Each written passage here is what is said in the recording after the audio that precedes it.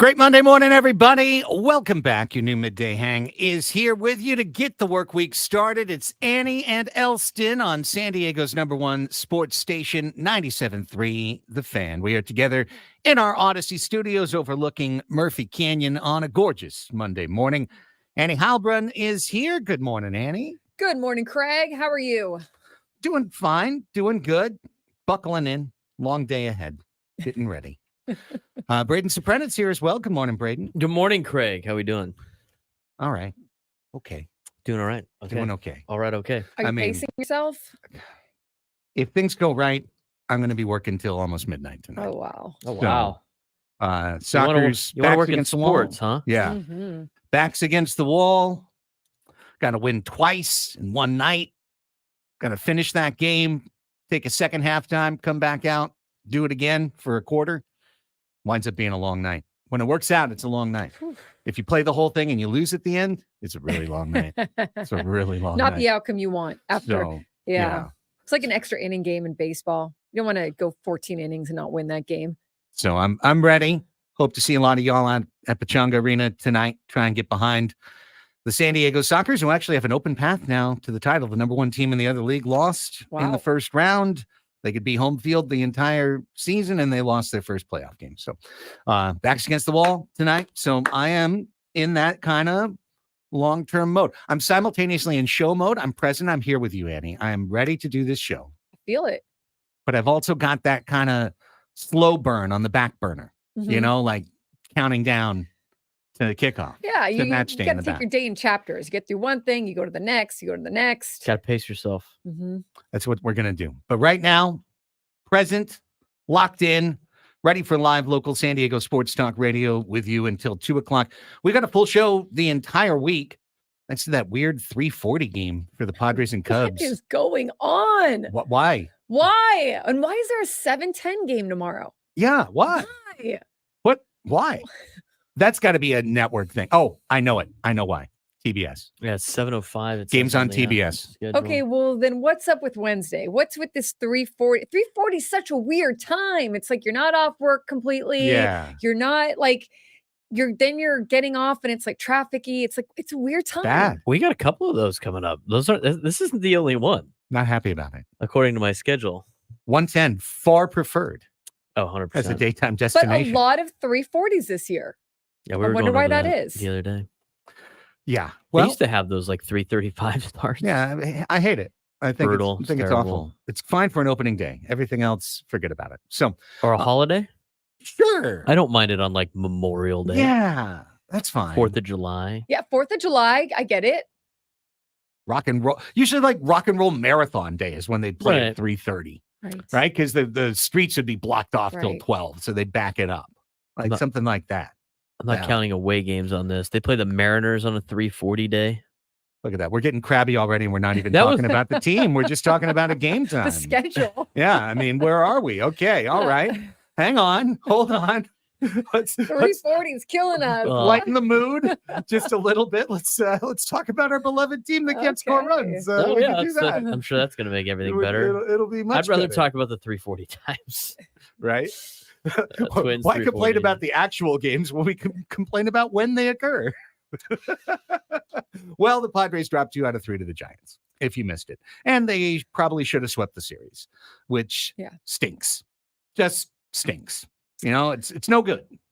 Well, something that does not stink. I'll start off with the silver lining, and that is your starting rotation. Yes. Who, from the first turn of the full rotation to the second turn of the full rotation, looks really, really good. Almost every starter getting a quality start. Just Matt Waldron, 2 outs shy of a quality start, but he is your number 5 starter. If that is what you're getting out of Matt Waldron and that's what you're getting out of your starting rotation, man. They kept them in the game every game. They did a great job. Michael King, love to see that from him. Scoreless, only 1 walk compared to 7 the time before. I mean, I know we'll go through it. Really, really good. Now, the flip side of that. Yeah. Yeah. We know what the flip side is. 2023 distilled into a week was this week. It's that you never want to waste starts like that. The only way it wasn't a perfect microcosm of 2023 in a week is that we didn't have that one 12-1 game that we used to have once a week. A high score game. Yeah. Just a Just blowout. complete Yeah, a nuclear. laugher. 12 in the first 2 innings. You're toast. Look at our team. We're so good. No, the Padres last week, Annie, 6 games, 15 runs. 15 total runs in 6 games. Over 6 games. Over 6 games. Mm. 8 against the Giants, 7 against the Cardinals, and hitting that number 2 mark 4 different times over the course of the week. And that's just not going to get the job done. Yeah, and not scoring late. I mean, that first inning I thought was great for the Padres. The second game, Jerkson Profar with the grand slam, but then I thought that was just going to be the beginning of what was going to end up being some kind of battle for both teams. And I mean, credit to the Padres and credit to the pitching again for keeping that a 4-0 game. But then you also would have loved to see more runs added on, keep the offense going somehow. And you had tipped the other pitcher. I get it, but it's happening a lot that the offense is not able to either score or add on. So over the course of the show, we'll go through all 3 of the games from the weekend. We'll take care of that at 11 o'clock. We'll deep dive through the weekend that was. We kind of hit on the big themes up top on this show. Of course, we will get later on to the national championship game, Purdue and UConn tonight, heavyweight battle. Maybe even more importantly, yesterday's national championship game, Caitlin Clark against undefeated South Carolina. Gamecocks come away, pull off the perfect season, and beat the Iowa Hawkeyes. But that was probably the highest viewed. You don't get the ratings just yet, but probably the highest viewed sporting event short of the Super Bowl this year in the United States of America. Incredible. So, maybe the Olympics, I don't know, but that's going to be right there at the top. So we'll definitely talk about that as the show goes on as well. We've got our regular weekend segments, end of week, start of week segments for you. So at the bottom of this hour, we'll talk about what's good. We'll each bring something semi-random from either our lives or the world of sports that occurred over the weekend. Good things, maybe stories that you missed. We'll take care of that. This hour, of course, at 12 o'clock, we'll have our 12 o'clock sports fix. Always one of the heaviest ones of the week on a Monday as we review all the things that happened over the weekend. Plenty of things happened over the course of the weekend all over the world of sports. We'll wrap things up with Ask Us Anything. And in between at 12:45, we'll play Silly Games. And today is Fast Money on Silly Games. So love it. Great menu. Looking forward to it. Should be fun. Should be good. To wrap this segment, Padres are a hitter light. The Padres are a hitter light. They have been a hitter light. We've known it the entire time. Everyone wraps our arms around the club when the season begins. These are our boys. We love them all. We don't want anyone to change. Everything's great. Everything's wonderful. Well, now we're 5-7. We've lost 2 series in a row. We haven't won a series through 4. Tied 2, dropped 2.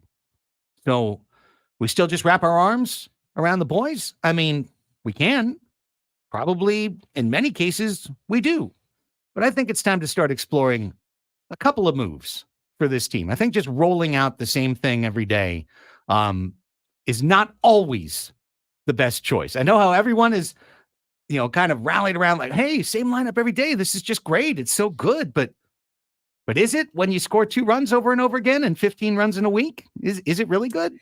I mean, this is so tricky because we're 12 games in. It's really just still, I know everyone hates it when I say it, but it is early. It's 12 games. And the tough part about being a manager and where you can look back on other managers throughout the years and understand a little bit more their quotes about pulling levers and things like that.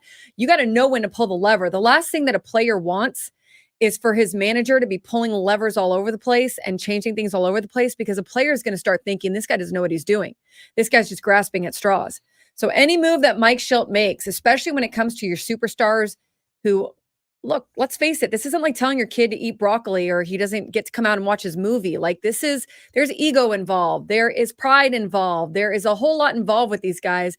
As much as they want to help the team, they also, you can't just bench some of them. I mean, you can, but you risk losing the clubhouse. There's a lot of delicate patterns here that Mike Schilt's going to have to be very intentional with what he does and when he does it. And that is the dance of the manager.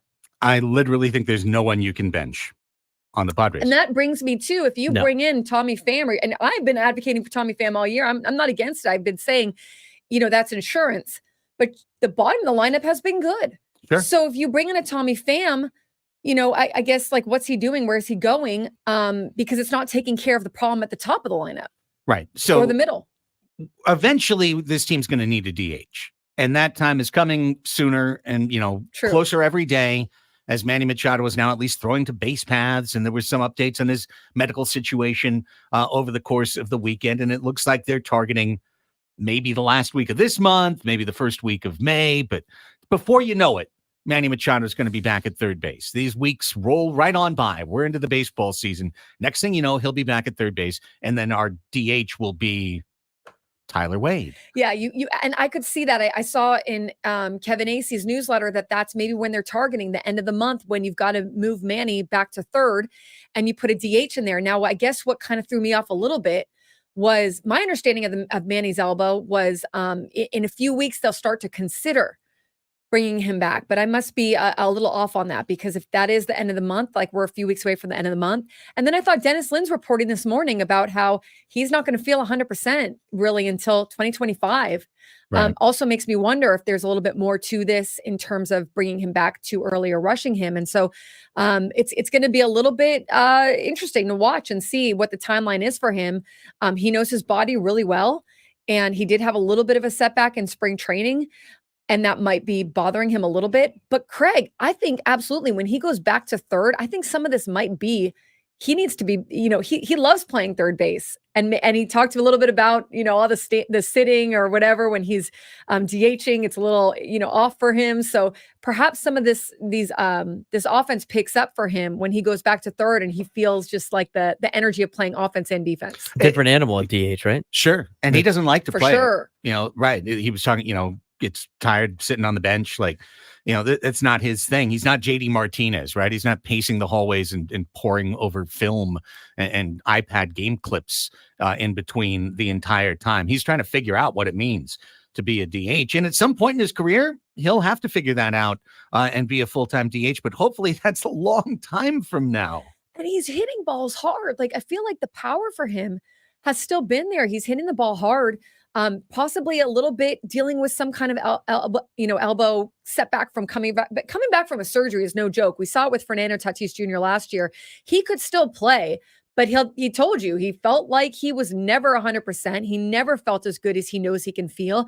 And this year, the second year removed from his surgery, and the first year he had a full off season removed from his surgery, he was able to ramp it way back up. This could be the same thing with Manny. He's going to be able to contribute and do what he does, but he's maybe going to feel a little bit off and need that full off season to get back to feeling what he is. But he's still, I feel like he's still going to be mostly Manny Machado. Like he ends up just doing what he does at some point during the season. Well, if there's nothing else, the San Diego Padres are going to teach you, Padres fans, to embrace the concept of it's early. If there's ever a team that is going to force you to change your culture as a baseball fan and to just blithely accept that it's early, it's a team that is locked in 30-year-olds to 10-year contracts. Because when I was walking the dog this morning, Annie, listening to Ben and Woods, hearing a couple callers call in and whatnot, seeing the chat a little bit later in the morning, it was kind of a uniform anti-Manny or pointing the Manny's the problem, Manny this, Manny that. Guys, Manny's in year one of a 10-year guaranteed deal. You already got 5 years of him, and you're going to have 15 by the time it's all said and done. Okay? That ship sailed February of last year. That ship took off on a 10-year cruise around the world. It's gone. Give it up. Like, it's early. What are you going to do with Manny Machado? You're going to play him again today. You're going to play him again tomorrow, and you're going to play him every single day. That's it. And that's really the majority of your core, your starting lineup. Hang on a second. People are saying that he shouldn't play. Is that what they're saying? Oh, yeah. He's selfish for playing. He's hurting the team, so he should sit down. What? So Eggy Rosario can play? Are you dumb? Are you good? Are you good? I mean, come on. Like, Manny at 80% is still better than most anyone out there, and someone that any manager would take on their team in a heartbeat. I want you to take a big step back. I want you to take a big, deep breath, Padres fans, and understand this is not the National Football League, and it's just another baseball game in the month of April. Relax. And Manny having a bad day is still better than most players on their best days. Like he's gonna hit, guys. I mean, he's give him a minute to recover from this surgery and give him a minute to figure out kind of his new role right now and get himself back going. But he had a slow April last year too, slow start to the season, first month, and then went on to hit. Was it 30 home runs last year? Was it? Hold on, I need to look him up. Isn't Manny's wife late term pregnant right now? Yes, she is. Think that weighs on a guy at all? I don't think yet because I don't think so. Manny is very relaxed most of the time about certain things. Like he's able to compartmentalize real well, but I'm sure he's excited. Not excuse making, just saying he's coming back from surgery. It's at a major moment in his life. There's always some level of concern when you get to that late term in terms of how's everything going, down the line. He's a Major League Baseball player and we're contracted to him forever. So honestly, look elsewhere. By the way, he's not playing well. 30 home runs last year. Yeah. In 2022, 32 home runs. He was injured then too. He's working through injuries. He doesn't talk a lot about his injuries. When has Manny actually gotten off to a hot start? Right, he doesn't typically. He did actually. I think at the beginning of the season, year. The COVID year. Also, I think it was 2022. There was the beginning of the season when he was carrying the team. Like he would hit a home run and they'd win the game. Because he was in Baltimore, he used to get off to slow starts too. That was like his deal. He always got off to slow starts. Even with his slow start, he's OPSing 658 right now, which is not good. It's below average, but it's not a mile away from where it could be if he hit 2 home runs in the next series. If he hit 2 home runs in the next series, he'd be right around his career averages. So that's not a big deal to me, Manny Machado. Let's take a break because I'm making a personal resolution to get a little bit better on clock management. Of course. Show by show. It's good. Let's good take goal. a break. It's a good goal that I'll definitely miss. Good to start off the week like that, though. Stick around to hear me fail at clock management over the course of the show, but enjoy the challenge of me trying to. But when we come back, if the finger has been pointed the wrong direction at Manny, where's a couple places maybe it should go? We'll talk about that when we return. Annie and Elsten underway. Great week. Glad to have you here with us to get it started on San Diego's #1 sports station, 97.3 The Fan.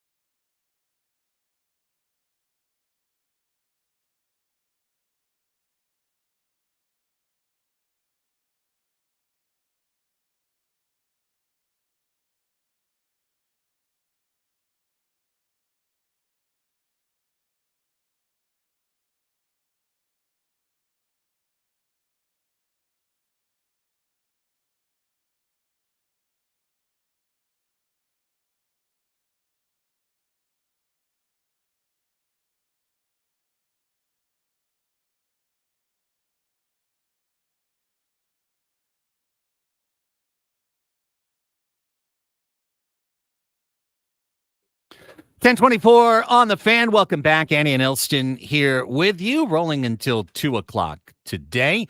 Gwen and Chris will step in at that point for a slightly reduced show, just till 5:40. That's when we'll have the EcoWater SoCal Padres pregame show with Sammy Levitt. I just tried to say pre and post at the same time, and it came out funny. Pregame Show with Sammy. That'll be at 5:40 from the Loft, Western Metal Supply Company building. And then 6:40 tonight, Yu Darvish against Javier Assad. Mm-hmm. The Cubs, who just took 2 out of 3 at home from the Dodgers, traveled halfway across the country last night as the Padres just had to flit down the coast. You know, the Dodgers were complaining about the rain. They felt that it was not good conditions for them yesterday. I heard Miguel Rojas at had a Wrigley sad. Field. Yeah, they just felt it messed with them. Yeah, Bummer. They It's a lost real that darn game. shame. Right? Yeah, It's a shame. Real shame what happened to them. real shame to slip in the rain. It's a real No. shame. I mean, obviously, yeah, you don't want any injuries, but they were able to play the game, and the Cubs, I guess, did all right. So, Yep. Yeah. All right. So, we talked in the first segment about, I think, a uniform agreement here on the show that if we're going to be sitting here on April 8th talking about Manny Machado in month 1 of year 1 of his 10-year contract extension, that we're probably in a pretty stupid place. Like, it's just not a good place to be. It's as straightforward as if this is the way it's going to be forever, then okay, never mind. We'll take up another sport and enjoy it. Not for nothing, last year, Manny Machado in the month of April, playing third base every day, hit just like this. It had OPS under 700. It struggled most of the way through. And he wasn't selfish then either. So what is a play? Here's the thing right now. Let me put it this way. When I'm looking at the Padres offense right now, Annie, what I'm seeing, and I want to give Rafi credit on Padres Hot Tub too. He laid this out last night, and I'm like, that's exactly right. The same issue that plagued the Padres offense in 2023 is plaguing the Padres offense through 12 games of 2024. And it is not having all bad players in your lineup. It's having packets of bad performance scattered through your lineup. So let me explain. Just going on current performance levels. Xander Bogaerts is not hitting for the Padres right now. His OPS is under 600 through 12 games of the season. So he's not getting the job done in the 1 spot. The 2 and 3 spots are going gangbusters. Tatis Jr. has been great. Cronenworth has been great. So right there, you're getting some production. But 4 and 5 are both simultaneously not getting the job done. Manny is hitting under 200. Ha-Sung has hit just 200. And really neither one of them have been delivering RBI hits, which is what you're hoping for from the 4-5. So 1-0, 2-3, red hot. 4-5, ice cold. 6-7, red hot. Profar, on base almost 400. Campusano, best hitter on the team, right? 8, ice cold. 8, not much happening out of the number 8 spot. And then you've got Merrill, who's hotter than a firecracker, but you cycle back up to the top, and there's Xander again, who's cold. So every time you got a hot guy, it's followed by a packet of 1 or 2 cold guys. And that's how you get this start and stop, 2 runners on, inning comes to an end, not hitting with runners in scoring position, all the things that we saw last year and this week. I see this, and I think that this was something we were talking about a little bit too, a few weeks ago. And I remember we were talking about it, and Brandon was mentioning too, once you get past that middle of the order, you're kind of looking like, oh no, I can get past that, and I'm going to be, free skating there. I'm going to be able to maneuver that. And it really, to your point and to Rafi's point, it became this thing where instead, that's what we all thought, right? You're going to get past the first 6 hitters, and you're going to be able to, manage after that, or even get past sometimes 4 and 5 or whatever. And really it's what you just said. It's you got 2 that'll do well. Jackson Merrill, you can argue, is almost like a second leadoff hitter, and so he's turning that lineup over, but then it's getting stuck again at the top, and then it's get going a little bit, and then it gets stuck again, and it's like a car that the engine's just not it's clicking. It'll start up every once in a while, but then it'll wither down. So it brings up the question, right? Like you want to move some of those players, right? You want to move some. Now, I think the tricky part is there's more than a few players here that are slumping. So Sure. Well, I'm going to stick by my guns with what I said last week, and I'll double down. I think the Padres and Mike Schilt should flip-flop Ha-Seong Kim and Xander in the lineup because flip-flop Ha-Seong Kim and Xander. Okay, Yeah. so Ha-Seong Kim goes to leadoff, Xander goes to number 5. correct. Okay. Leave the 2, 3, 4 the way they are because with Manny, you're just going to ride it out, right? What are you going to do? Bet Manny 6th? Like, I mean, I guess you could. I guess there's a universe in which you could, but it's not going to happen. I wouldn't pull that lever. Yeah. Not right now. No, because would once hold you off. start doing that on April 8th, you're in big trouble. Yeah, Like you're in big trouble once you that's start more doing of a that. move that you might do out of like Yeah. you've tried everything else. However, Yeah. Xander has not exactly put roots down in the leadoff spot. It's not like, oh, well, he was the leadoff man last year and he's been a leadoff guy his whole career. And so he's just got a bat leadoff. That's not true. So you're thinking on that because I see people that are saying, well, Ha-Seong Kim isn't doing well, but your thinking is that he thrives in the leadoff spot.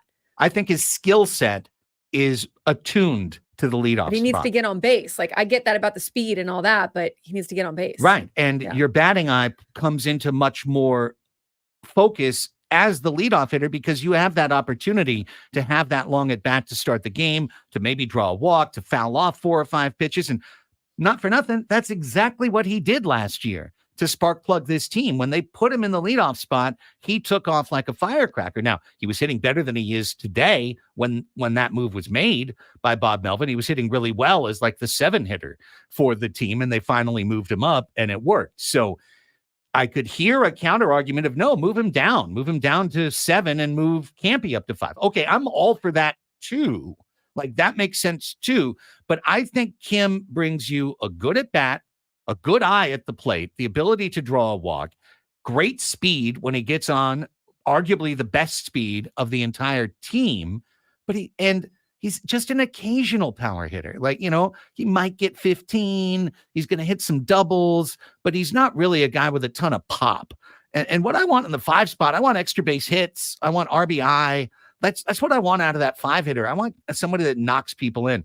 I think Xander's style, a slashing hitter, makes a little more sense there than it does at the top of the order, where when he gets on, he's not. I mean, I know he stole 1 bag this weekend. He might steal a dozen this year, but it's not like Kim from a speed standpoint. Yeah. No, I thought you were going to. I'll entertain this. I'll entertain this because the weekend of offense that we saw. So, I have been saying, and I will maintain, I would like to see Fernando in that leadoff spot. Although I with Xander, I think the good thing about Xander, and I know that he's not producing as much as one would hope right now, but he's a professional. I do think that you can move him around. He doesn't like that 2 spot, so fine, move him to other places. And I think that he'll get going there as much as he would get going in another spot. So I feel like Xander's going to give you. Once he heats up, he can do it at different places in the lineup. So I could see that, and then I guess if you're going to put Kim there, I could see the argument of you don't want Fernando because he'd just be hitting the solo home runs. So you got a guy or 2 on base. Now you got a 3-run shot, whatever. So perfect, great, 2-run shot, whatever it is. Okay, so then that's it. Manny That's what gets, you're doing. yeah, that's okay, you it. get Manny going. You leave Jackson Merrill where he is. Absolutely. Okay. Absolutely. I know Ace in his excellent daily must read, first thing I read every morning newsletter, said, it's time maybe to move Merrill up. I couldn't disagree more. I think you leave the kid where he is. It's a good line drive bat at the bottom of the order. I would not put him at the top of the order. He still does not walk. He has to hit 300 to get on base 300. That's the kind of player he is. I like his hits at the bottom of the order. I like the less pressure position for Jackson Merrill. I'd like the high paid players to get shuffled a little bit. And I think 12 straight games of the same lineup is plenty. It's plenty. It was nice. It was a fun run, but there's no overarching reason to do that. And I've heard so much thought, Annie, of like, it's the best thing ever. He keeps the lineup the same every day. That's fine if you're scoring. That's fine if you are putting runs on the board. But I'm going to go back to the one Padre manager who's come around here that's won world championships, Bruce Bochy, and his favorite phrase His favorite sentence, keep doing what you're doing. You'll keep getting what you're getting. And that's where we are right now. I agree with that just to an extent. Like I agree with that, and I agree with the whole mantra of keep doing the same thing. It's insanity, right? Like Yeah. what is that phrase? Do the same thing over and over and expect a different result. Yeah, that's right. That definition of insanity and all that. But I just, I don't know. I just wonder if 12 games in is when you do it. Like, do you give it a full month? Do you give it 3 weeks? As long as you can still kind of stay around that 500 spot, do you let it ride a little bit more and see if you can give it more of a chance for success? I know there's probably people screaming at their radio right now. I get that. But it just, so what happens, I guess, if you move them, it doesn't work, but I guess what happens if it does, right? I Right. mean, yeah. Hey, Bob Melvin by this point last year had used like 10 lineups. And we weren't freaking out about that. Yeah. The Dodgers will use 135 lineups this year. Now, do they change Betts, Ohtani, Freeman? No, of course not. Because they got the top three that's the absolute killers. But if Betts was hitting 185 with a 591 OPS, maybe they would consider making a change. And right now that's where we are with Xander. He's OPSing under 600. I think if you make a change, you let it sit there then for a little bit. Like let them get in their spot, feel comfortable. I don't know. You hear it both ways from players. I mean, players will say it to the media, I'm fine, put me wherever, I'm good. But then behind the scenes, they are kind of, creature comfort people. They like to know where they're hitting, and it kind of plays into their mental a little bit. So I think, but look, these are all players that are getting paid a lot of money. They're pros. They know what they're doing for the most part in terms of trying to help the team win. So I do think that you have some maneuverability there. Yeah, the comfort level has led them to a very comfortable 15 runs in 6 games. So I'm super psyched that they're comfortable, but they're not scoring. So maybe it's time to get a little uncomfortable. Sometimes that's true. To turn it around, sometimes a shakeup is the biggest thing you need. And all of a sudden, everything looks a little bit better. So that's where I would point it right now, is I would do a little, it's a cosmetic juggle. But Kim was our team's best leadoff hitter last year. I thought the entire season coming in the offseason that when we came back, he would be our leadoff hitter, because that's what he did so well last year. And if you're not going to bat him leadoff, hitting him 5th just seems like the kind of weirdest spot that you could possibly bat him in the lineup. He's not a power hitter. He's never been an RBI man yet in his career. You're putting pressure on him for that. You're putting pressure on him for him to put the ball in play, which means it's reducing his ability to look for walks and to control the strike zone. It's reducing the chance for him to run, because when he gets on, he'll usually have traffic because he's in the middle of the lineup. So I've just thought this the whole time. Like, this guy's a leadoff man. Lead him off. That's his skill set. Xander's an RBI man. Bat him where he can drive in some runs. With Merrill, I mean, he went 4 for 4 yesterday in that 8 spot. I would leave him 8 or 9. Let the guy just breathe there for a while. He's doing really well. He turns that lineup over for the most part. He got on base yesterday in that 9th inning to allow the Padres a chance to win the game or tie the game. So I feel like that's what you would. He's a luxury right now, in my opinion. You got to get these other guys going and let him still come into this. Let's take a break, and as we continue, we like to do this. We'll shake things up to the positive side, but then again, we're keeping the lineup the same. So what are we doing? On Annie and Elsten, we're doing what's good. Up next, that's what we're doing right here on The Fan.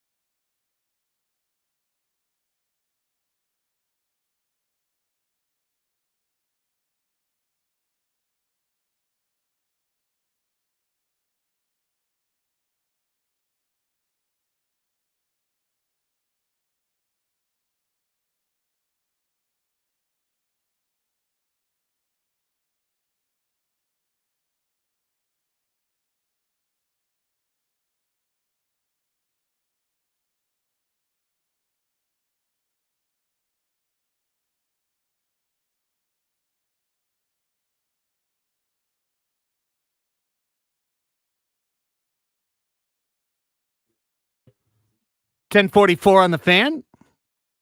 Can tell it's the start of a new week because I went 2 commercial breaks before remembering to open the liner document. Normally I'm very, as you know, I'm very, very on time there. Like first commercial break, come out, hear the music. Oh God, the liners. Hey, here's one. The Odyssey app lets you jump back to the moments you missed. I was waiting for it to load on 97.3 The Fan. While you're listening to The Fan, you can see what you missed and click to listen on demand. If you missed a guest feature or some crazy thing that happened earlier, we've got you covered. Download the free Odyssey app, search 97.3 The Fan, and tap earlier today to get started. Been talking some Padres baseball here. We are going to continue to do so naturally in the next hour when we get into the deep dive. Really trying to just break, and we've focused on the offense in the first hour of the show. I think it's the right place for the focus to be. You know, you can pick on the 2 individual baseball happenings that led to Friday and Sunday's games being lost. Friday's case, Toddy came off the bag on a pop-up slide. He lost his balance. He fell to his right and he got in Estrada's way, and that took a run off the board, and that was the run we needed to win the game. Yesterday, Ha-Sung airmails a ball that could have completely changed Matt Waldron's day. You know, third time through the order, it's Jung-Hoo Lee leading off. He hits just a routine grounder to shortstop, and if that's one quick out in the 6th inning, maybe Waldron just keeps humming. Maybe he goes through 6. Maybe he gets to the 7th. But instead, he, unfortunately for Ha-Sung, the ball got deep in his grip. He palm balled it. He airmailed it. That led to an unearned run that got Waldron out of the game. Later, of course, he dropped the ball. That led to 2 more unearned runs. They lost the game. But those things are going to happen.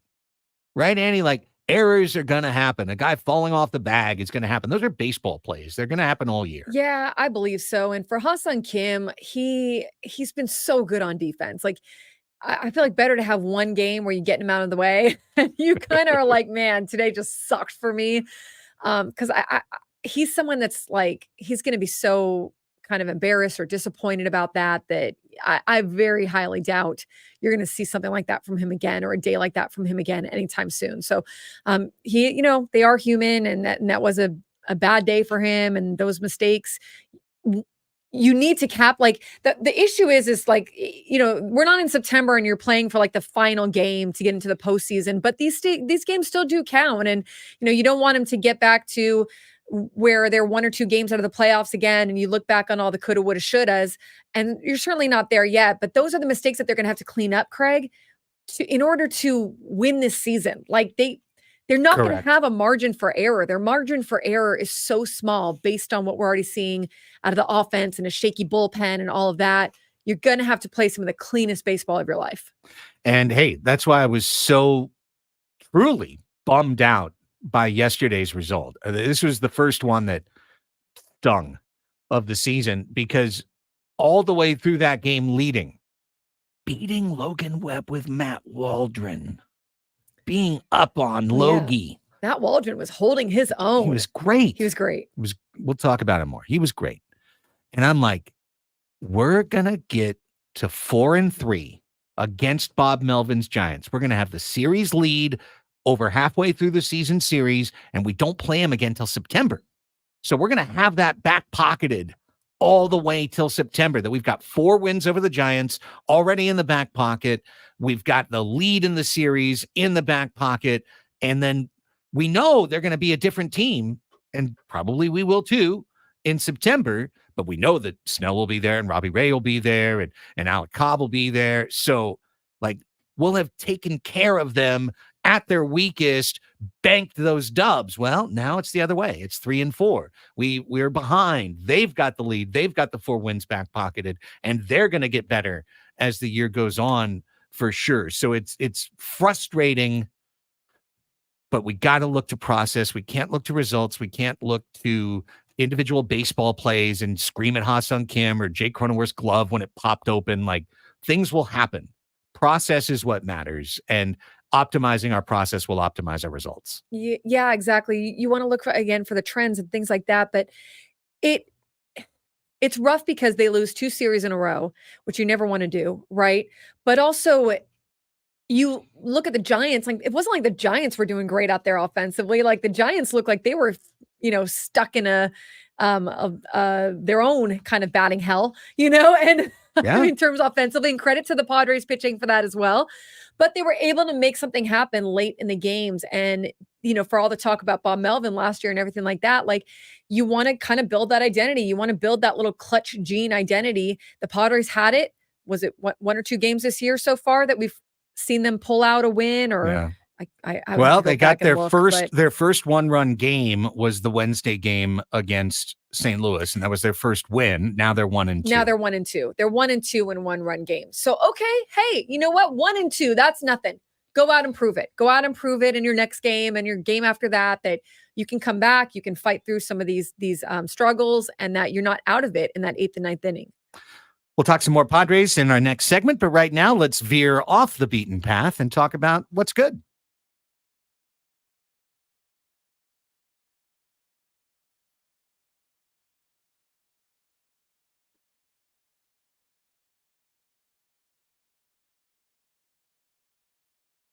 All right. What's good, Annie? Okay, what's good is the eclipse happening apparently right now. Right now. Okay, so do not go outside and look at the sun. Do not ruin your eyesight. But if If you're you in San Diego, it's worthless. it's worthless. Yeah. I don't know. I saw people like getting all those glasses. Like they were stocking up on the glasses. No. It's slightly darker outside. Okay, here's your timeline. Thank you, Gary Robbins at the UT. All right, so this is the eclipse began at 10:03. It will peak at 11:11 a.m. Okay. Perfect. Make a wish. And then the drama, thank you. Yes, the drama is going to end at 12:23. So go put on your glasses. Go see if you can see some naturey thing happen. Some naturey thing. And, start off the Monday with a little, you could go back to the water cooler and be like, did you see that eclipse? I know Maybe plenty, the Padres will hit so many home runs tonight that the baseball will eclipse the, oh my gosh. the moon. Is that what happens? And What's the name of the eclipse? Path of totality. I'd love to be on a path of totality. Yeah, we are not on the path of No. totality in San Diego. Oh, really? No. Why did everyone get the glasses? Well, can't they're see just, anything? it's for fun. Slightly. You could slightly see barely it. kinda. It gets a little darker Whatever. Go put on the outside. glasses and look Yeah, outside, guys. slightly. Okay, what else do you have going on? Yeah, I mean, Jocelyn asks, am I going to go blind if I go outside with no, not if you go outside, but if you just stare into the sun. Yes. Don't ever stare just directly Don't stare into the sun. But we all know that since we were toddlers. So, don't worry about that. But yeah, I heard about lots of people, Annie, setting up vacations to be in the path of totality today so that they can get the full experience of the corona'd sun, just the sliver of the sun outside the darkness. You got to really be committed because it's really just a small amount of time. I Right. think that how close do you is it maybe an hour away? Do you think you could see it in a path of totality or don't worry about it? You know what? I'll look this up later. Hang on. I'm just curious, but I'll let you know. I don't think so. I think I think we're pretty far away. oh, okay. Well, I'll tell you though later. just do it anyways, guys. All right. Okay. Go look like a dummy standing no on the bueno. sidewalk with some You glasses. could be, if you were in Little Rock, Arkansas, you'd be Okay. totally awesome. And But, Dallas has a good path and Yeah. cuts right through the south and then up towards Maine or something Yeah. like that. Indianapolis, Cleveland, Buffalo, Burlington, Little Rock, Dallas, Austin, San Antonio, all in the path of totality. We are not. We're in the path of neutrality. My what's good is your naturey thing today. Yeah, okay? it's cool. So It's all good. Yeah. A neat thing happened or is happening right now. Braden, what's good? Good weekend this weekend at the ball yard.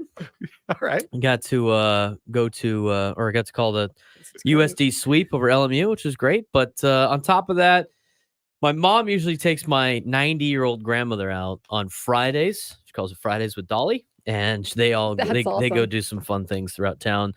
Friday was raining though, so they were, took a rain check. And on Saturday, I got to tag along, and so did my dad. We took my grandmother to Corvette Diner, which was kind of cool. So right. you got to experience the 50s and 60s vibes again. It was kind of cool for her. So that was a fun time. So I got to spend the afternoon with my grandmother before going over to USD and calling a game. And she had a great time. She doesn't get to see me as much. She listens to us though when she can. And it was cool to hang out with her, spend some family time. That's this weekend. awesome. So it was cool. She had a great time. I got to down a. I wowed the Corvette Diner people by asking for peanut butter in my Oreo shake. They could not believe It's just that flabbergasted. concept, and I was like, "Have you ever been to Beef and Bun? Come on, Right, come let's on. go. Peanut butter Oreo shake is the way to go." Oh, that sounds so good. Well, you created a new skill at Corvette Diner. Yeah, Chef Deb, put it on the thing Add peanut as a butter. cone restaurant. Yeah, add peanut butter to your Oreo shake. It's great. It's amazing. It's great stuff. All right, my what's good comes from, I believe this was Red Sox Mariners. So it might have been right at the end of the week, but I saw this over the weekend on our not beloved social media website. But this clip is beloved. And if you're watching on YouTube, you will see it and enjoy. You can hear the announcers on the radio, but this is, I think his name is Ceddanne Rafaela. It's the new rookie center fielder for the Red Sox. Beach ball drops down into center field. Happens all the time, right? So what do? They usually punch it over the wall. Well, Rafaela tries to punch it back to the fans. First, he's pro fan, which makes me pro him. Right? You got to start pro fan, I think. Start pro fan. Started pro fan, tried to pop it back. All right, we're watching it now on Okay. YouTube. Okay, so gets the ball. Is there audio to this? I think, yeah, you can hear the ball. Tries to throw it up. Wind got him. Yeah. Wind catches it, blows it right back on the track. He's not going to do that. Picks it up again, punches it. Twice. Wind gets him again. Spins right back, picks it a third time. Same thing, comes right back to him. Third time it didn't go. And then he punches it over the wall. Fourth time Puts it over the wall, just into the forest of trees right there. I just love how they had a StatCast Yeah. for it. They gave him the 75% whiff percentage. Oh, Yes, that's awesome. look, see, StatCast by Google Cloud. Wind speed, I mean, light the breeze. wind really gets ya. Whiff percentage 75%. I really enjoy this. He's traumatized too. He's probably internally Third just one is the freaking best out. one. The third one just comes in. It's just He's like, he's all being right, a that's good it. sport. He though. didn't pop He's- it though, which is great. No. He He didn't just even a little smile bump. afterwards. He just runs back. I think you got to Love be it. pro fans beginning, and then after a Mhm. couple of those, it's time Yeah. to pop it, Yeah, it's time to just, put it out of its misery. He wanted to show everyone he had those volleyball skills, but the spikes weren't going. So he eventually just went with the bump, and that worked. All right, 1 hour is in the books. We're going to bump our way over to the 11 a.m. Padres Deep Dive. Look at Friday, Saturday, Sunday's game, all when we come back. You're listening to Annie and Elsten on San Diego's #1 sports station, 97.3 The Fan.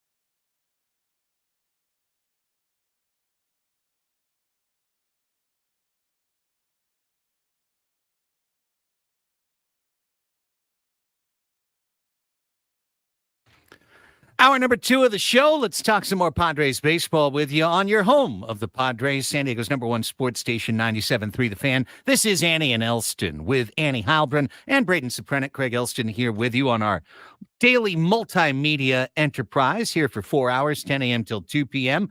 Live on terrestrial radio, 97.3 FM. If you're in the car, hello. Hope it's cool. Hope everything's good. If you're listening on a terrestrial radio that's not in your car, double hello.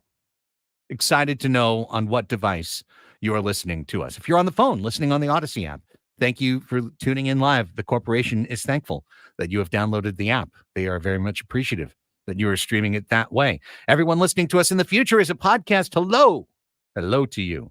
It's great right now at 11:01 and 30 seconds in the Odyssey studios overlooking Murphy Canyon. We're feeling good. Thanks for asking. And we are, as you heard, a liner in the break. Got liners in the break now. We are a TV show. We're a streaming show. Streaming TV show, kind of like Crossing Streams. You know, we're a streaming TV show on YouTube every day, 4 hours a day, 10 a.m. till 2 p.m.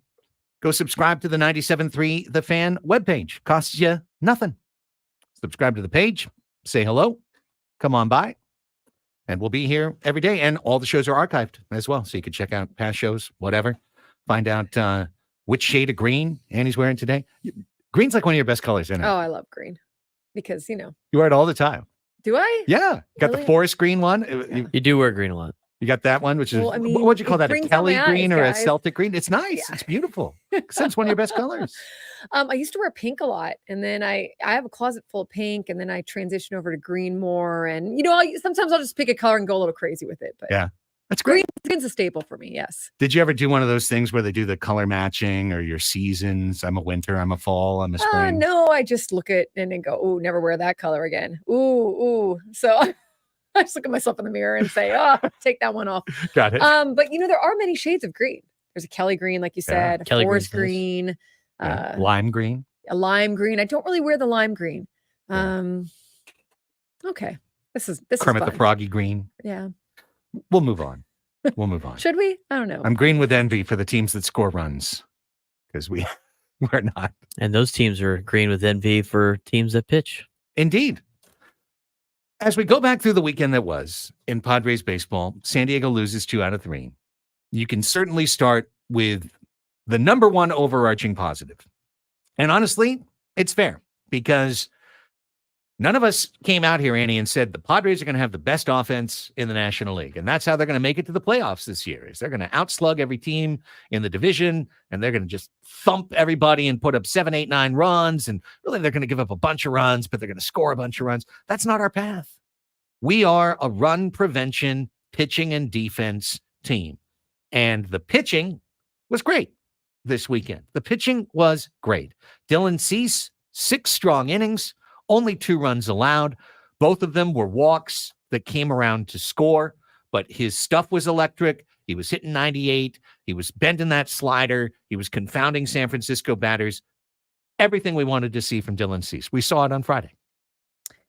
Absolutely. It was fun to watch. For him and Michael King, especially, I think just not knowing these pitchers as well, it was really cool to see them both dealing like that. I mean, they both did a great job. I know we're on Dylan Cease right now, but yeah, it was definitely different from that first time around. Not that first time around was anything that, was terrible or anything like that, but you could see him just get a little bit more comfortable using his pitches really well. And I liked also just in terms of seeing kind of that comfort from him in terms of, around the teammates. You could see it a little bit when they would show him in the dugout. And so I thought all of that was really good for him. And it really underlines the point for this team, which is, defense does. I mean, that gives you a really good shot. And I know you've been saying it and everything, but it really gives them a chance.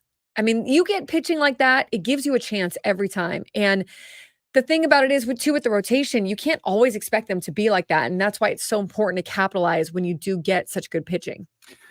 All weekend, the Padres took the early lead. All weekend, the Padres sat on that lead like a mother hen sitting on the egg, waiting for it to hatch. They did not add on. They did not tack on. On Friday, it was Jordan Hicks. Jordan Hicks is dynamite through 2 starts. And I saw a lot of people like, well, they did better against Hicks. They did. Hicks got through 7 innings. He gave up 2 runs. They came early. I think he had 13 in a row retired in the middle innings. And this guy right now, I was wondering, how is he going to bounce back? Right? That was my real thought. How is he going to rebound as a starter from reliever? Well, he looked even better, to be honest with you. And he's got that sinker that I truly think he's better off starting, because he's one of those guys that can throw at 104. But I don't think it's necessarily a better pitch at 104, his sinker, than it is at 97 or 98. I think 97, 98 is plenty with the sinking action that he has to get the ground balls that he got. He was really good on Friday. Yeah, it was really good pitching, I thought, all around, and came down to that last inning, that last run. And look, I thought last year you could take this offense from this year and put it last year. Like, I'm not saying that the defense is what's going to make you become a playoff team, but it's certainly better than the alternative when your starting pitcher is giving up 5-6 runs to the opponent every time. And then you've got to come back to that and then hit past that, So the defense is that the Padres are keeping you in it. Now the offense needs to do their job. The offense needs to go out and hit. You're going to run into good pitching, no doubt about it.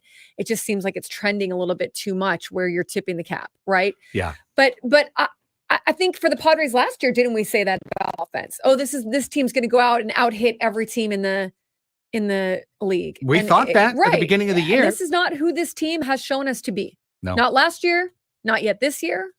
Could change, but you're going to need to score more runs than what you've been doing. You don't need to out hit the rest of baseball, especially when you've got good pitching, but you're going to probably need to score more than they have been. You have to. But nonetheless, and that's another game that got away late. It was 2 walks that came around, and then at 2-2, Enyel De Los Santos, who was the only right-handed reliever who hadn't given up a run yet this year, comes in, hits Chapman with 2 strikes, gets a pitch away, hits him, gives up a double to Estrada. Chapman hustles all the way around, beats the throw. Great baseball play.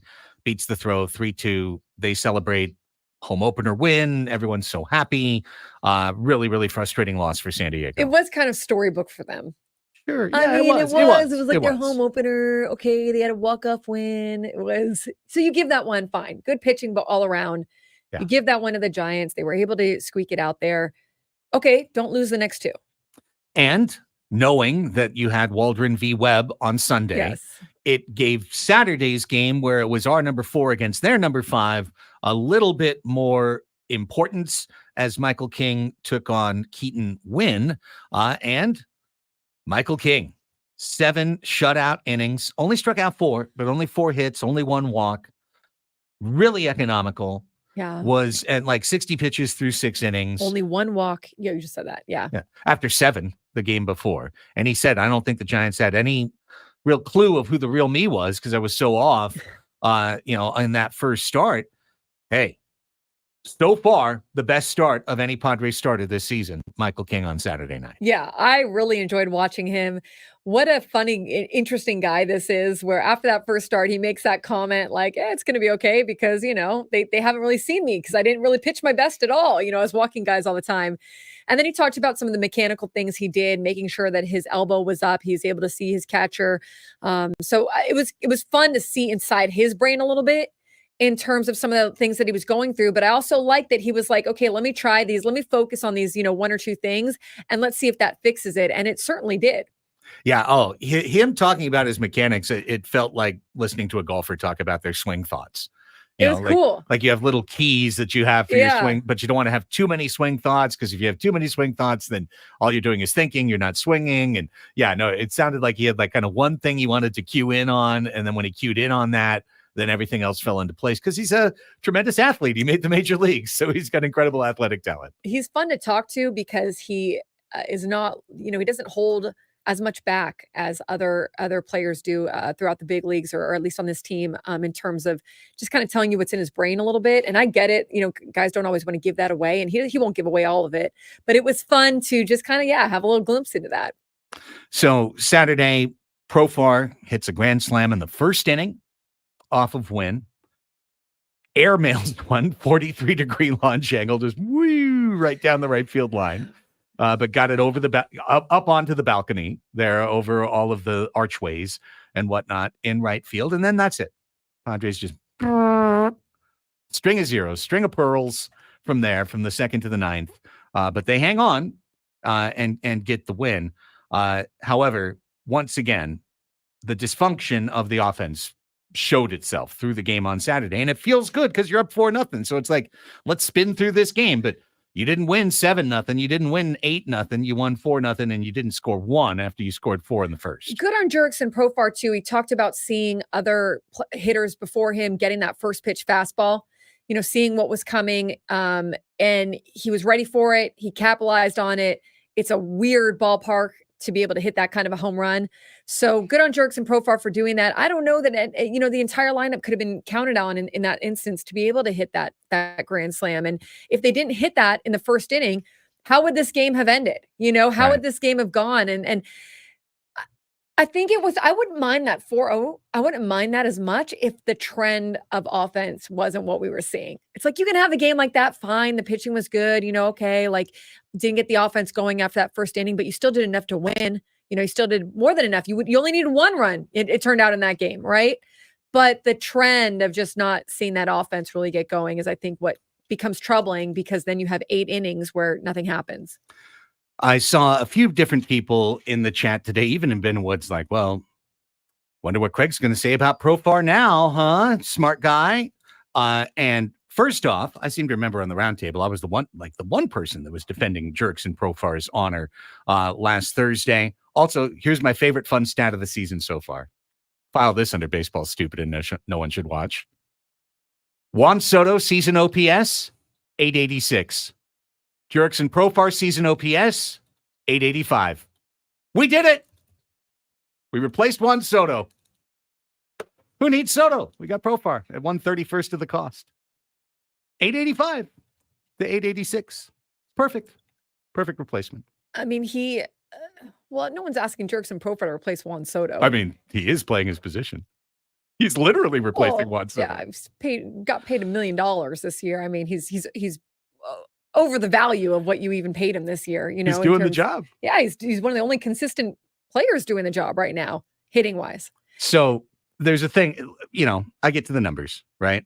Jurickson right now is out hitting his batting profile. Remember when we were talking about this last week? Expecteds, averages, weighted averages, and then expected averages and weighted averages. Right now, Jurickson Profar's expected batting average is 202. His expected weighted on base percentage is 294. However, what he is actually OPS or getting on base is about 400 is what he's done so far. So I'm never going to what he's doing right now. If he does it all year, we're good. We're good, gang. We're great. If Jurickson Profar hits 278 with a 395 on base percentage here, we're gangbusters. But wait, what about the rest of the lineup? I still don't understand why we're picking on Jurickson Profar what about the top of the lineup? What are they supposed to do? Well, we're not picking on Profar. I was responding to what are you going to say about Profar now? I'm saying he's playing great. That's what I'm saying. He's playing a little over his numbers, but he's playing, if he does this, but even if he does some of this, if you can get the top of the lineup going, you're going to have some kind of just frosting on the cake here. Yeah. I think Profar is the most easily the reason he's going to be focused on, in my opinion, Annie, is because go around this lineup and say, what moves can you make? We're going to move Jackson Merrill? No. We're going to move Toddy? No. Cronenworth? No. Bogarts? Kim? Machado? Camposano? No. What's the one position you could make a move? It's in left field. What's the one thing you could do if you brought in another player? Strengthen your bench by having Jurickson Profar coming off your bench. Should they do that? Not necessarily. If he's going to play like this, he should be the starting left fielder. I'm in no way picking on Jurickson Profar. Or get a DH. I'm praising it. They could get a DH. They could get a DH once Manny gets off the bag, right? But this is a call out to AJ Preller and the front office. That's not, I mean, you can't fault Jurickson Profar for being put into left field. There's no fault. There's this is praising Jurickson. No faulting, no picking on, praising. Jurickson Profar is outperforming his expecteds right now, and he is doing really well. Usually when someone outperforms their expecteds, you're waiting for the other shoe to drop down the line. Hasn't dropped. He's been great.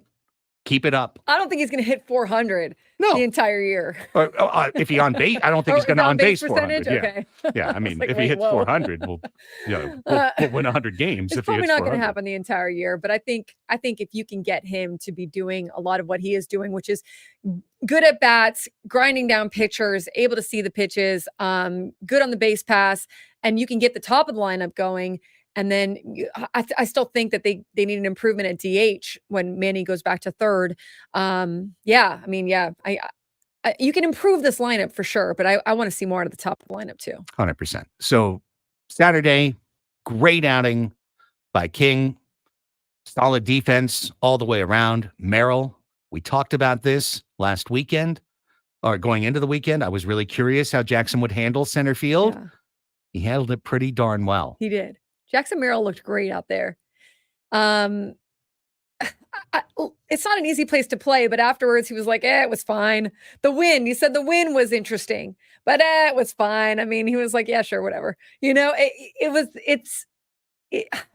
Sometimes you think that maybe a guy is bravado, like Yeah. I'm going to say, and I'm starting to feel like this is just who Jackson Merrill is. Well. He just, he's now again, it's just like we said with Jerks and Profar, any player, it's hard to maintain that pace all season, but he's looking like someone who understands there'll be ups, there'll be downs, going 4 for 4, getting 3 hits against Unbelievable. Logan Webb. I mean, that's really great. And you know what? I thought afterwards he made a remark about how, well, last week, I wasn't really that great because, I'm facing a Cy Young pitcher or whatever. And, you're just not that great when you see him for the first time. Yeah, He's like, yeah. but I see him for the second time, I'm fine. So now I'm fine. Yeah, I'm all good. I couldn't believe that when I read it. And credit to the Padres too. I mean, he said, Jackson Merrill made a comment about how the understanding of that he needs some at bats. He needs some at bats. And that's kind of the conversation we had about Graham Pauley. It's a lot harder for a guy like Graham Pauley because you're not getting those consistent ABs, where with Merrill, he understood and the Padres understood we got to give him those ABs so he starts to be able to get into a rhythm. And so that's great to see. And look, I wonder, Craig, I mean, look, if you look at the standings right now and the Dodgers and the Padres, right? The Dodgers are at 8-4. The Padres are at 5-7. It's not like it's insurmountable. I mean, they're second in the National League West, and certainly the standings aren't going to remain this way. I'm sure for the remainder of the season, they're going to go up and down and look all crazy by the time we get to September. But it's not like they're out of it. Of course not. No, it's 12 games, Right? but they've lost 7 of 12. So Yeah. that if you just did that and you copy pasted it the rest of the year, we'd be one of the worst teams in the league. Right. You've got a sub 500 winning percentage right now. But Yeah. I'm not focused on that for this team. This team needs to be a pitching first, defense first team that is then opportunistic and takes advantage of their situation, maximizes on the margins, getting those runs in. And that's how you win the game. Let's take a break because when we get to Sunday's game, there was a critical play along those lines that did not happen that maybe cost them the game. And we'll talk about it as we roll through our Padres Deep Dive. Annie and Elsten on the Fan.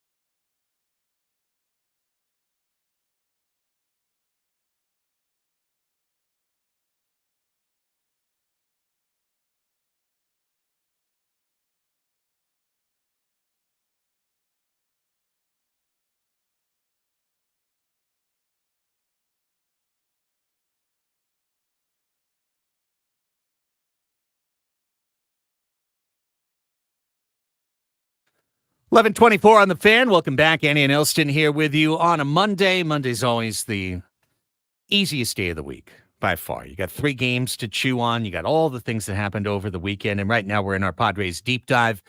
In our first segment here in the 11 a.m. hour, Annie and I went through Friday's 3-2 loss, Saturday's 4-0 win, and it's time to get to yesterday's game and look at it in some more detail, which means it's time to finally get to Matt Waldron. And I was very pleased to watch Matt Waldron get that second opportunity. A lot of people saw the first game, said he's no good. He's a AAA starter. Get him out of here. We got guys who throw harder. We got guys with better stuff.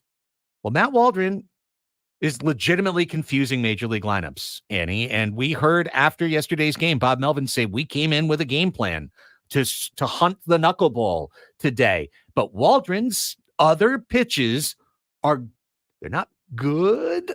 They're good enough. They're good enough when you're looking knuckleball to get flummoxed by his 91, 92 mile-an-hour sinkers and fastballs and sweepers that he was throwing for strikes.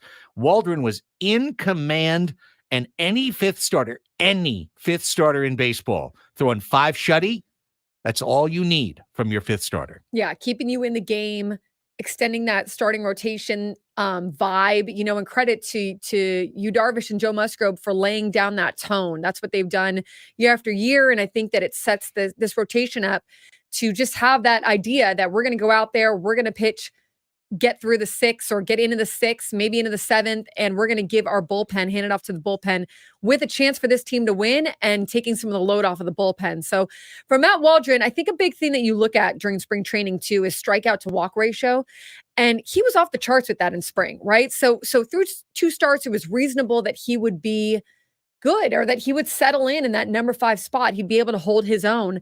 Held his own, went toe-to-toe with the Giants ace yesterday. So really a nice job for him. I thought it was nice to see, like you said, threw the knuckler less, but his other pitches were sharper. His knuckler was sharper, or I guess more efficient, and then his other pitches were sharper too. So he was able to play off of his mix a little bit more.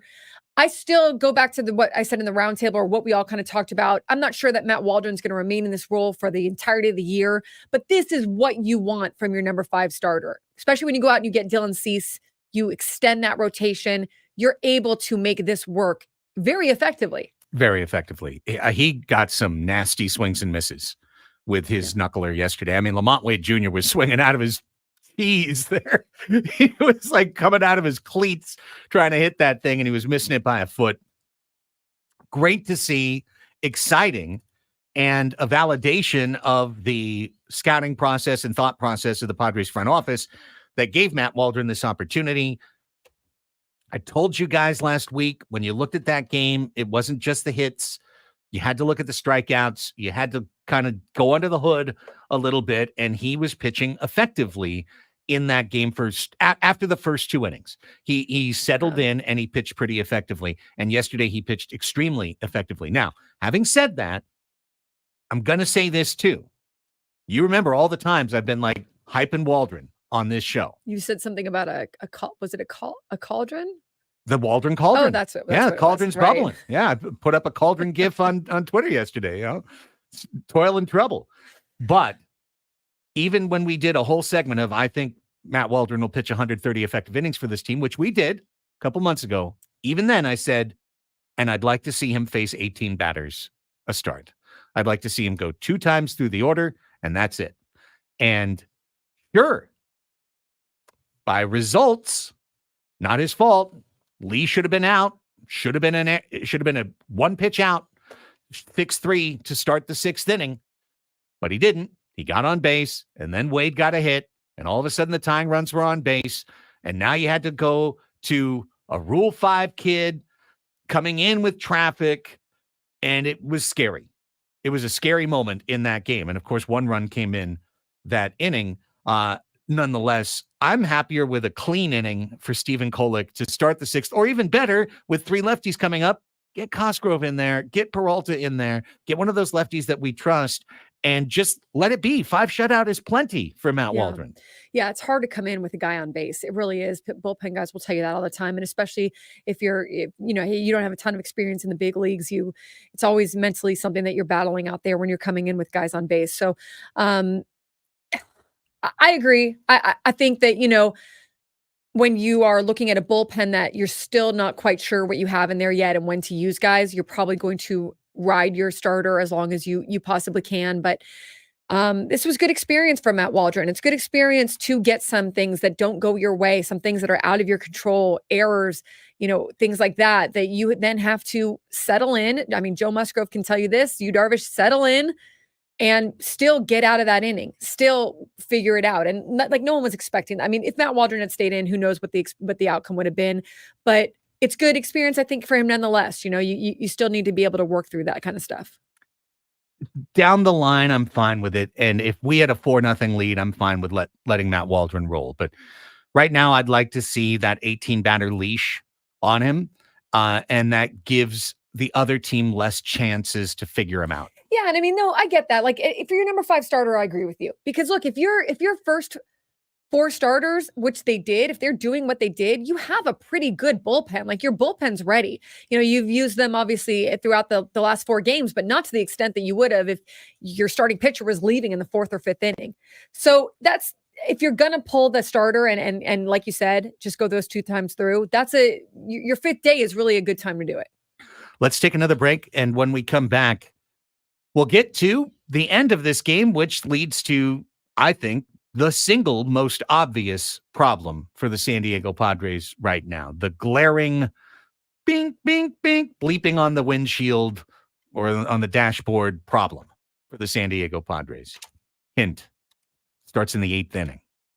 We'll get there. Annie and Elsten coming right back on San Diego's #1 sports station, 97.3 The Fan.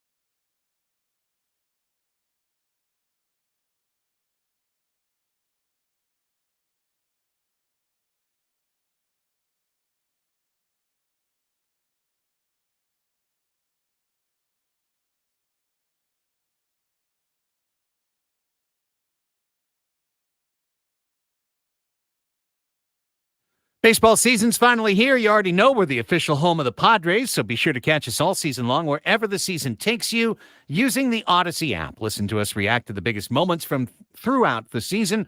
Plus, you can listen to live local play-by-play for every Padres game. So download the Odyssey app today. Search 97.3 The Fan to get started. Local blackout restrictions, they do apply. All right. Those are so lame. Yeah, we don't like them, but they do apply. They apply.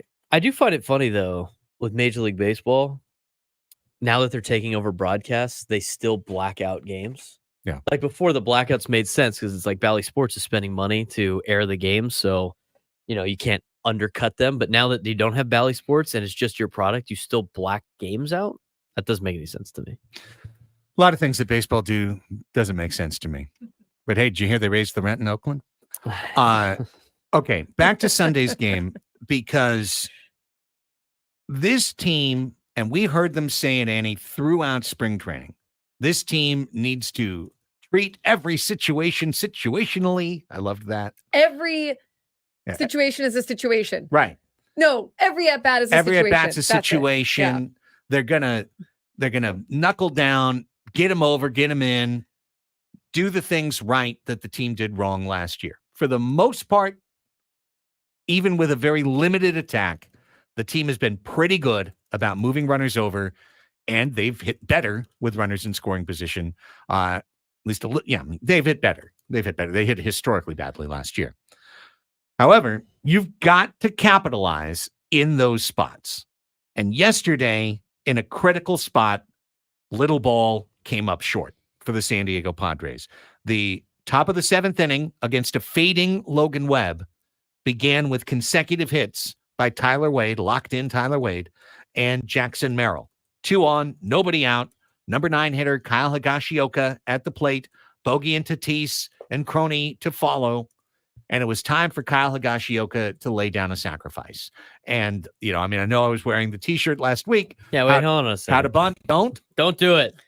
But there's times you do. And when your 9 hitter is up against an ace in the 7th inning with 2 on, nobody out, and a chance to get that 3rd or that 4th run home, you do it. And Higashioka didn't get the job done. And look, it's an athletic thing. It's not easy. It's not guaranteed. It's not a video game. You don't just get to press the bunt button and see the ball roll down the line. Like, he had to get the job done. He failed to get the job done. But at that point, those runs didn't come home. No run came home. And that winds up being a killer, because you get to the bottom of the 8th. Yuki Matsui pitched a perfect 7th. No traffic, no problem, like 7 pitches. They bring him back out there for the up and down. He gets Jung-Hoo Lee. Boom, 4 outs. Now Bob Melvin makes his move. He flips out Wade Jr. He brings in Wilmer Flores off the bench, and Schulte made the counter move. And I get it. He made the counter move. But the counter move was to go to Johnny Brito. And if I say full disclaimer, if Ha-Sung Kim hangs onto the ball, then Johnny Brito would have gotten a double play. And if he got a double play as the inning goes on, they don't score, and it remains a 2-1 game. Yeah, he does his job. And then everyone says, yeah, he did his job. But Johnny Brito has come into 3 8th innings for the Padres in 12 games. He has given up runs 3 for 3. And more importantly to me, he has given up really hard contact all 3 outings. Really hard contact. Yes, he throws 98. But if you took that strike zone, Annie, and you divvied it up into the 9 quadrants, he's throwing everything in that middle row. Everything is in that middle row. Everything is elevated. And when that happens, I don't care how hard you throw, big league hitters are going to get you. And they got him again yesterday. I'm so torn on this one, because I agree he does not look sharp. He probably could use maybe a stint in the minors a little bit, sharpen himself up, get himself acclimated with his new team, and let them all figure each other out. But at the same time, if he would have gotten the double play, he would have been out of it. They would have taken a lead into the 9th inning. Yeah, which means he did his job, right? Yeah, I feel he got the ground ball. He needed the ground ball. Pretty, that's what he needed. But obviously getting the guys on base and everything like that. And I agree with the trend. The trend makes you a little questionable over, every time Brito comes in, you're like, how's this going to go? But at the same time, I look at that and I go, but he got out of it, or he should have gotten out of it. Well, he gave up 2 sharp singles in a row. Gave up the 2 sharp singles, but induced the double play. I mean, we can't, if we were to, bench every pitcher for giving up 2 singles and inducing a double play, we'd have no one pitching. Of course. The trend, I think, is more where you're looking at, right? Of course, right. Process versus results. Get ready to hear me all year discuss process, but not really results.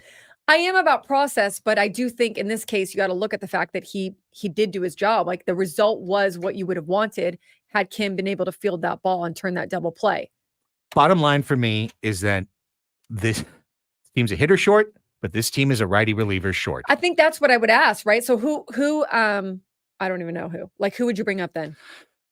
Well, there's a couple of directions that you could go, and none of them are like obvious answers. Because if there was an obvious answer, the Padres would just do the obvious thing. They would call up, the Craig Kimbrell that they've got waiting in the minor leagues to come up and be a dominant reliever. They don't have that. But there's 2 guys down in the minors that I would consider bringing up, and that's Jeremiah Estrada, who's got the big fastball, and the kid with the funky delivery that threw really well for just a couple of games last year before he got hurt, Alec Jacob. Jacob is pitching at El Paso right now. Shockingly, he's getting hammered. Everyone gets hammered in El Paso. It's the worst. You can't judge anything. The only thing I judge is 3 innings, 5 strikeouts. Means he's got swing and miss stuff. That's literally all I judge in El Paso. He's given up some hits. I'm not there. Could all be rinky dinks. They could all be elevation plays. You never know. But I would consider Jacob. And I would certainly consider Estrada. And for Brito, you could send him down and get him starting and get him into that spot where, as you've said so many times, if something happens with Waldron down the line, injury, effectiveness, you've got somebody who's built up, and is out down there giving you 5 innings at least so that he's ready when called upon. It's an interesting conundrum. I also wonder sometimes if you want to keep riding that guy because, like I said, he's new to the organization. You have him working with Ruben Niebla, with Ben Fritz, trying to get him, bring the best out of him. Not that they can't do that in the minor leagues, obviously, but sometimes it's knowing that you're going to need this guy, and so you need to figure it out with him. Like, you need to figure out how you're going to make this work. I think maybe he could, maybe it would be helpful for him. Maybe he would feel a little more comfortable, right? To just have the pressure off of him and figure out kind of what his role is going to be more. You're going to need him, stretched out if he ends up going into that starter role, but then you're essentially saying, okay, we're going to take you off the table, at least for now, and we're going to send you down. We're going to stretch you out. So you better hope and that Estrada or whoever comes up is able to plug that gap. That's kind of what you're looking at right now. You're kind of looking at what is your best, I guess, guess, so to speak, but also kind of your best of your options that you don't have a lot of track history with, right? You don't have a ton of experience, and you don't have, trust isn't the right word because they haven't had time to build the trust, but you're essentially like risk reward right here on guys. Yeah. I mean, Randy Vasquez could be an option down the road for this team. Yeah. But the one thing that it's not bothering me per se, it's kind of a burr in the saddle or a burr under the saddle, is that I feel like some of the decisions that have been made in terms of the margins of the Padres pitching staff have been more on, well, we can't lose this guy. We got to hang on to this guy, as opposed to who's the best for the job.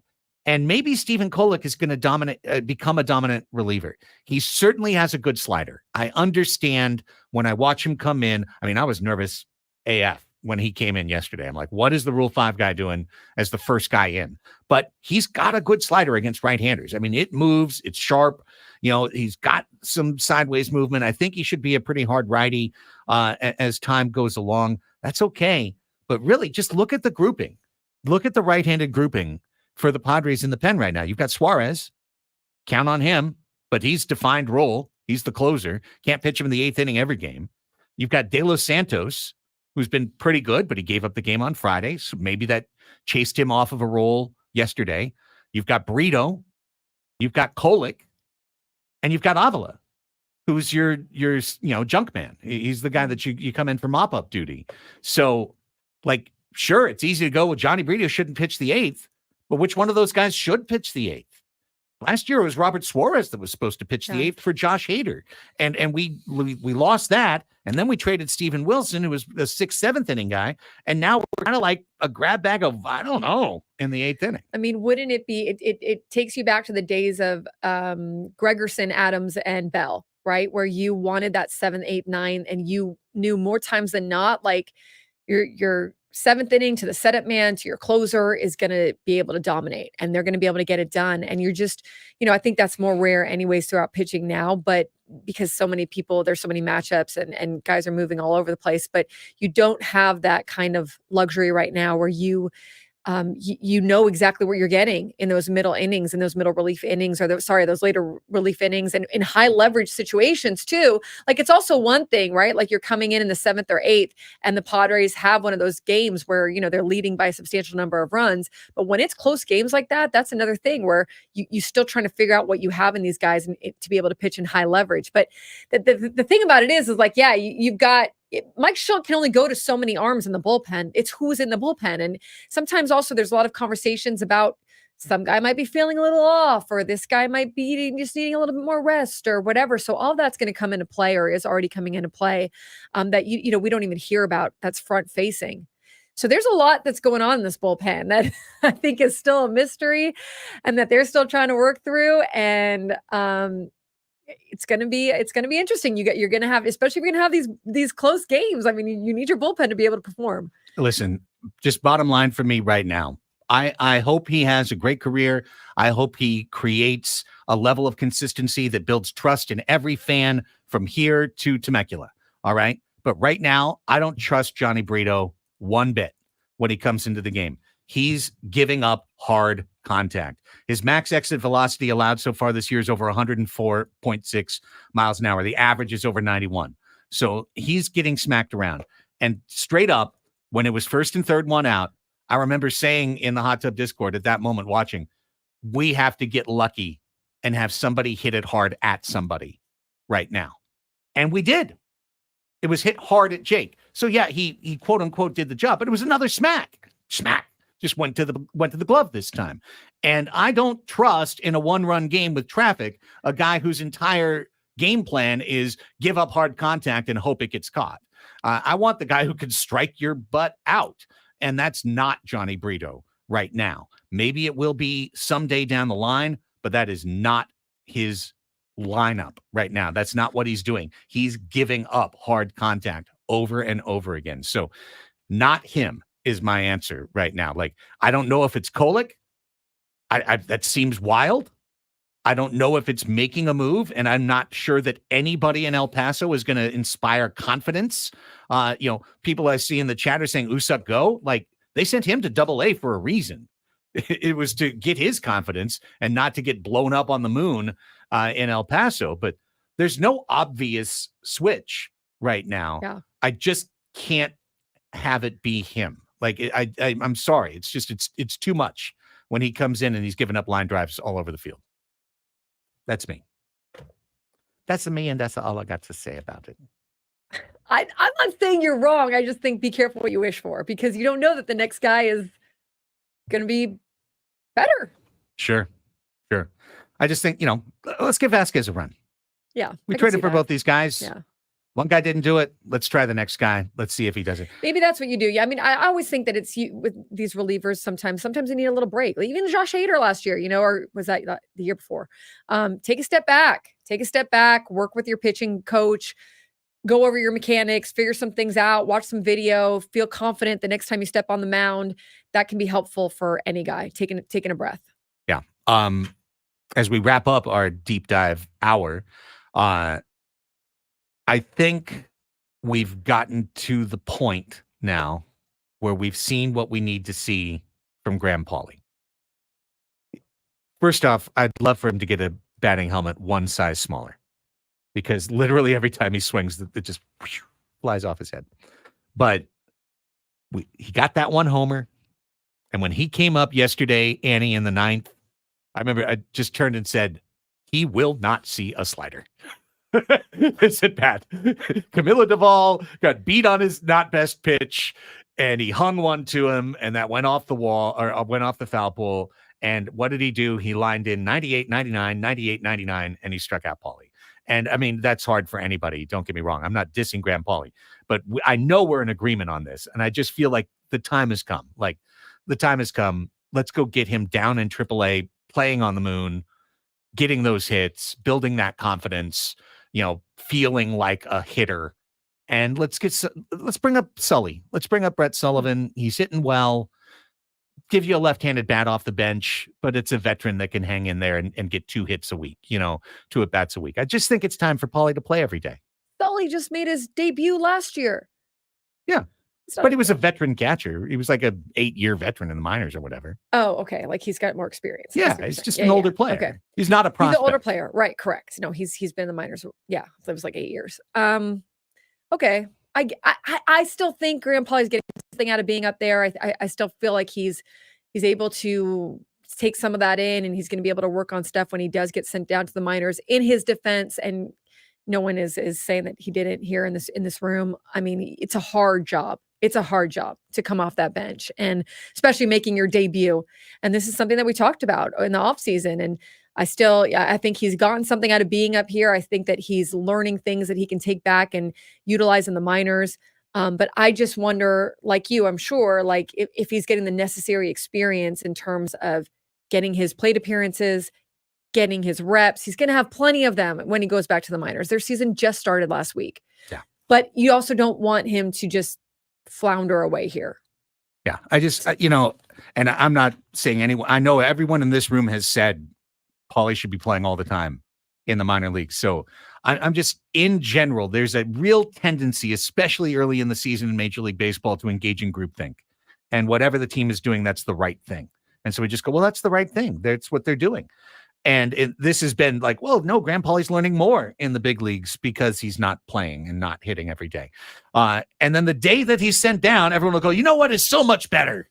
That he gets every day at bats. And then everyone will turn it around and go, oh, well, this was the right decision. So I'm just, right now, it's not, I want him in the minor leagues playing all the time. I think he could be a good player in the big leagues. And I really, really doubt the way to do that is to get like 85 at bats this year in the big leagues. I mean, I think he's more of just a toss for me, like in terms of, it's not that I think that everything is dandy. It's just like, okay, fine. Switch him with Sullivan, fine. But like, it's giving him another week or two in the majors is not as big of a deal to me as like some of the other issues that we're seeing on the team. But look, I mean, this is a team that's going to need to win on it's like we talked about, low margin for error, probably winning on the margin. You're going to need to get some production out of unlikely places while other guys heat up. Yeah, maybe you will get that from a Brett Sullivan. We've offered you all sorts of helpful thoughts, Padres, today. You could flip-flop 1 and 5 in your lineup. You could make a switch with your 8th inning guys. I still think you put Fernando at the top of your lineup. I just think he gets in the head of pitchers. He intimidates them a little bit. Like he messes with you a little. Who hits second then? I have Xander hit second. Yeah, I'm gonna have Xander. He hates it. Oh, I don't give a rat's ass what about anymore. Manny? You got your Manny contract. Hit second? Sure. Why not? Manny can hit second. As cleanup. Yeah. I just liked it. He's hitting second because otherwise you have to replace him with somebody. But that's a different story. You need guys to run. You need guys to hit guys in. Yeah. Yeah. Too. Hey, 12 o'clock Sports Fix weekend in review. All coming up after this quick break. Don't go anywhere. Annie and Elsten on the Fan.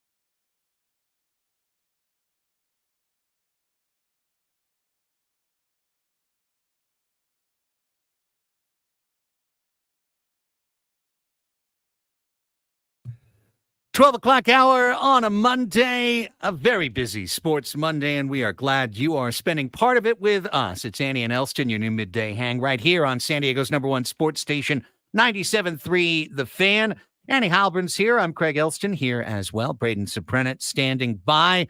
It is 12 p.m. It was a busy weekend, so let's get right to it.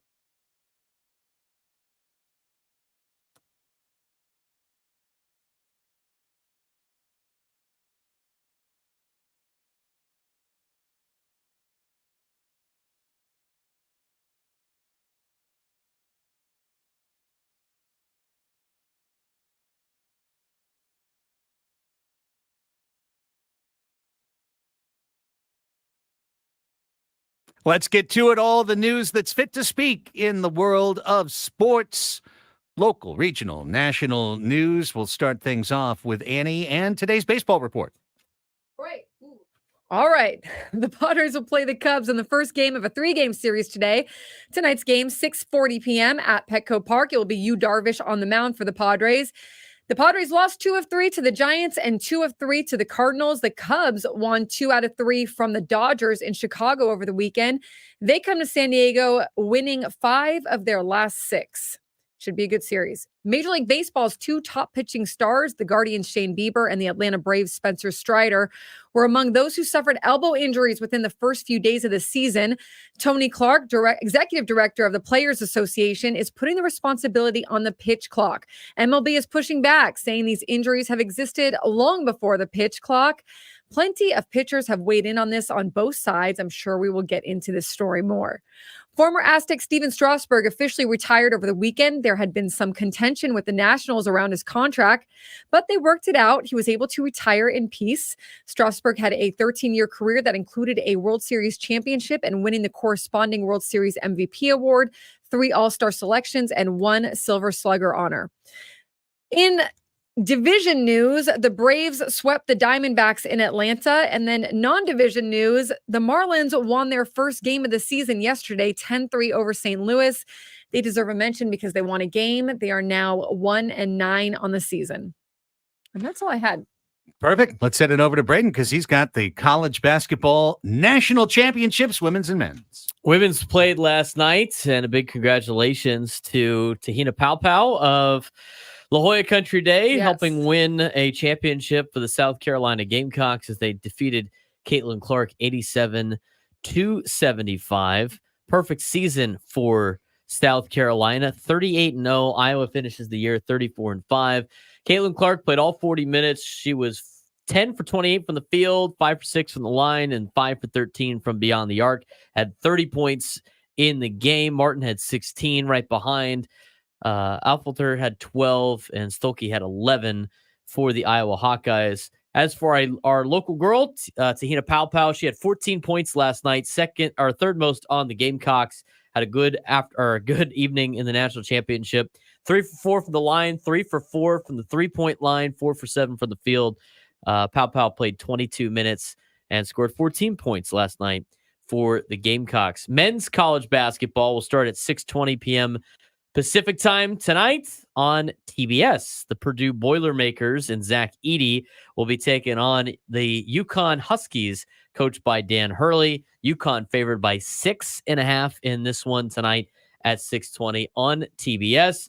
Last one for you. We got some major college basketball news last night.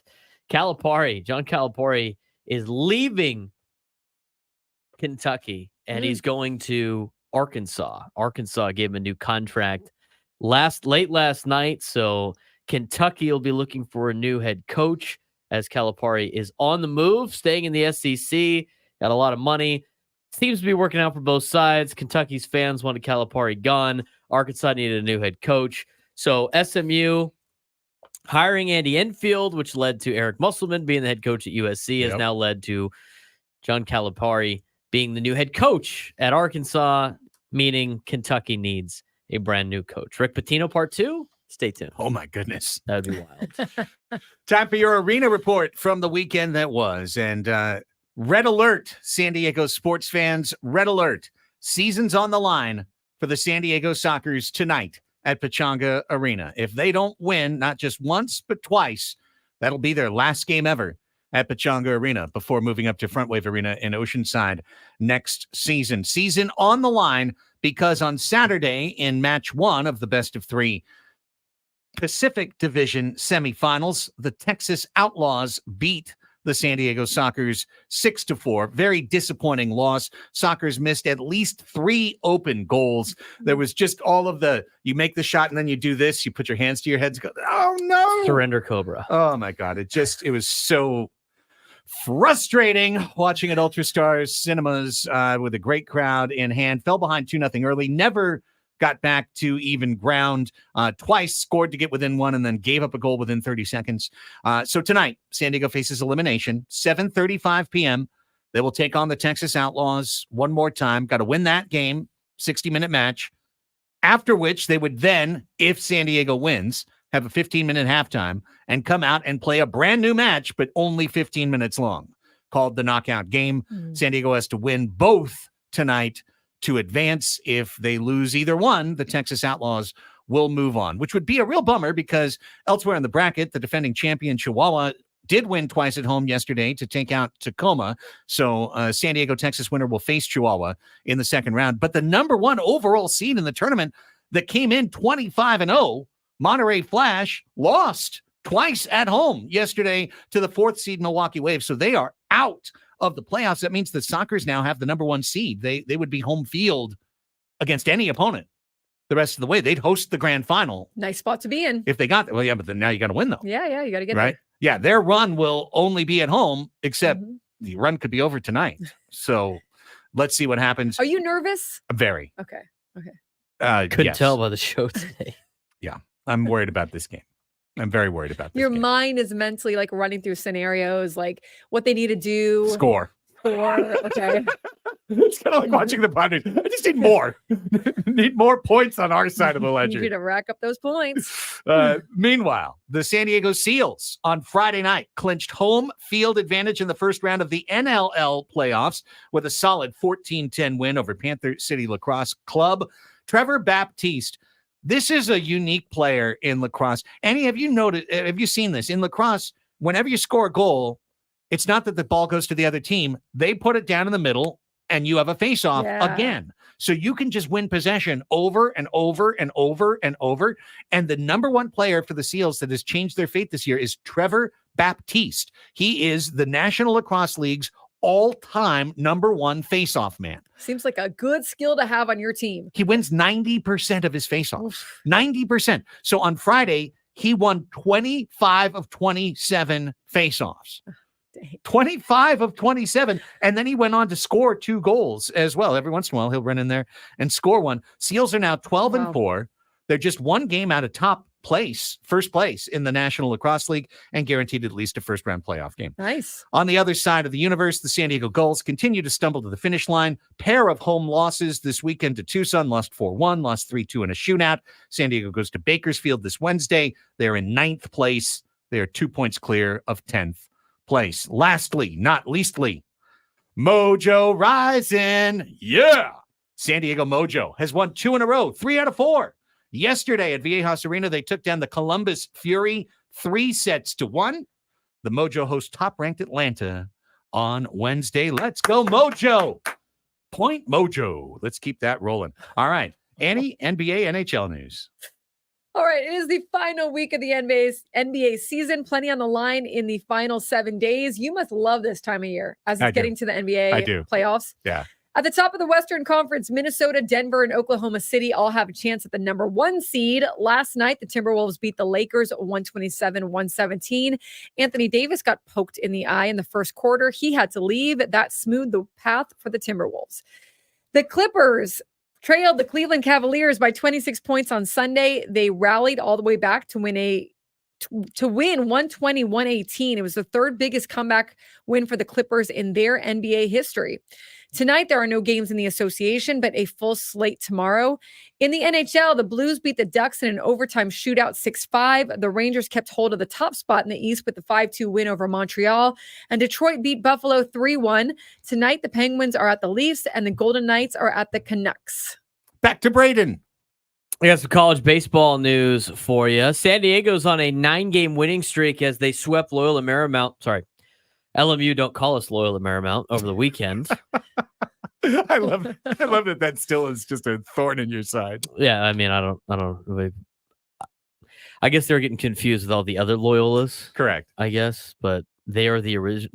They are the ones LMU. that have Loyola Marymount. So I don't know why that's a big deal. By the way, they didn't tell anybody in the conference. They just kind of put it in their game notes, and everybody in the conference was really confused why we couldn't call them Loyola Marymount anymore. And then WCC got mad at them, but I digress. LMU, San Diego swept LMU over the weekend to continue their 9-game winning streak. They won 5-3 on Friday night. Josh Randall had a no-hitter through 5. Bullpen picked up the pace for USD. Saturday, it was Logan Redeman, the freshman Saturday starter for USD out of Palmdale, California. Craig, you'd appreciate this. First time through LMU's order, gave up 4 hits, 4 for 9. Second time through the order, 3 for 9. Third time through the order, gave up 1 hit. It was a bunt single. Guy got better through each trip through the order, which you don't see too many times in baseball at any level, but he got better every time through the LMU order. USD won 6-1, taking advantage of some errors by the Lions. Sunday's game, slugfest. San Diego jumped out to a huge lead, but started to give up some runs later as some players were able to get an opportunity to pitch. They beat LMU 15-12, which sets up for a pretty good game on Tuesday, as the Toreros will head over to La Jolla to take on UC San Diego with a 9-game winning streak on the line. Let's go, Tritons. Tritons coming into last weekend, or now coming into the game tomorrow, are coming off of a pretty good weekend in college baseball in the Big West. Went up to Long Beach, Craig's hometown, and took 2 out of 3 from the Dirtbags. Won 5-1 on Friday, lost 10-1 on Saturday, but won the rubber match yesterday, 6-3. UC San Diego, got to mention that for a proud alumni over here too, Craig. 21-8 on the season, 8-4 in Big West play, trying to keep up with UC Irvine. Where have I heard that? Killing it. Before. San Diego State on the other side is not done very well. They just got swept by San Jose State. They lost 17-3 Friday, 17-3 Saturday, and 7-4 on Sunday. At least 7, not 17. Yeah, at least they didn't give up 17. Aztecs are 9-21 in college baseball this year, 4-11 in the Mountain West Conference. Things could be better at Tony Gwynn Stadium, to say the least. Oh, wow.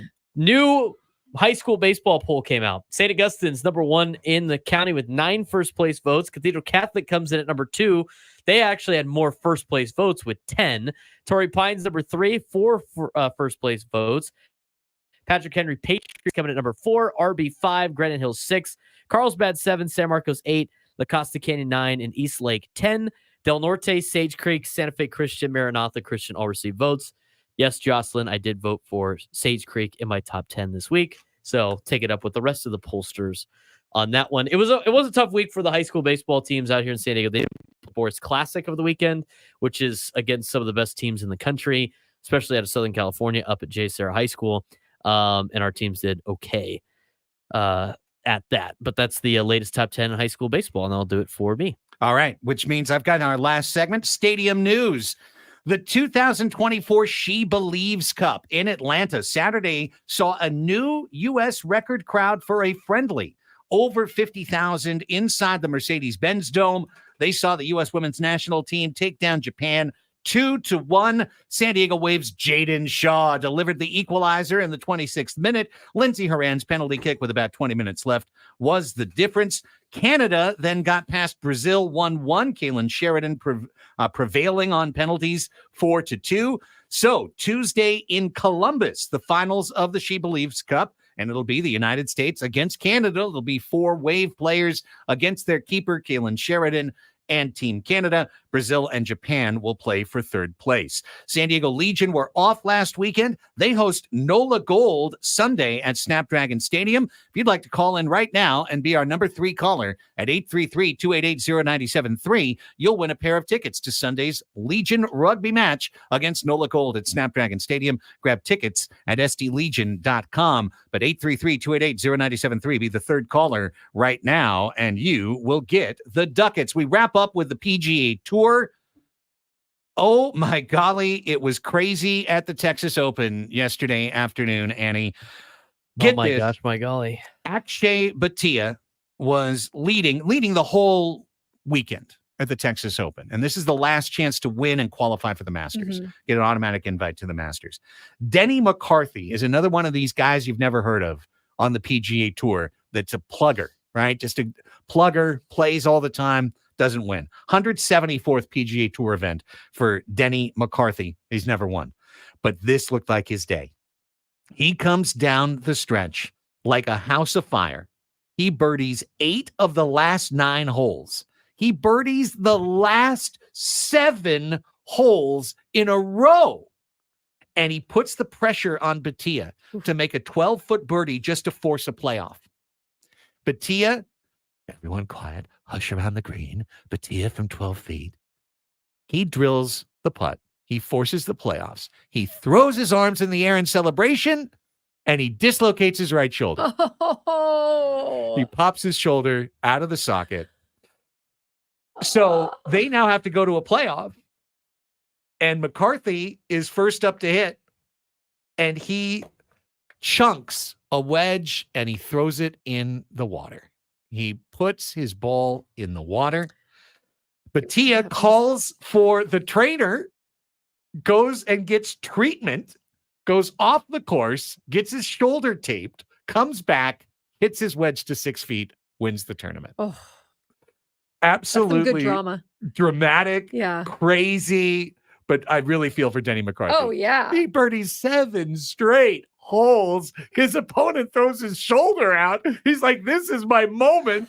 And he throws the ball in the water. Oh, brutal finish at the Texas Open. Lastly, big ups to Nelly Korda, who won her 4th consecutive LPGA Tour event, taking down the T-Mobile match play in North Las Vegas. 4 LPGA Tour wins in a row. First time in 16 years for Nelly Korda.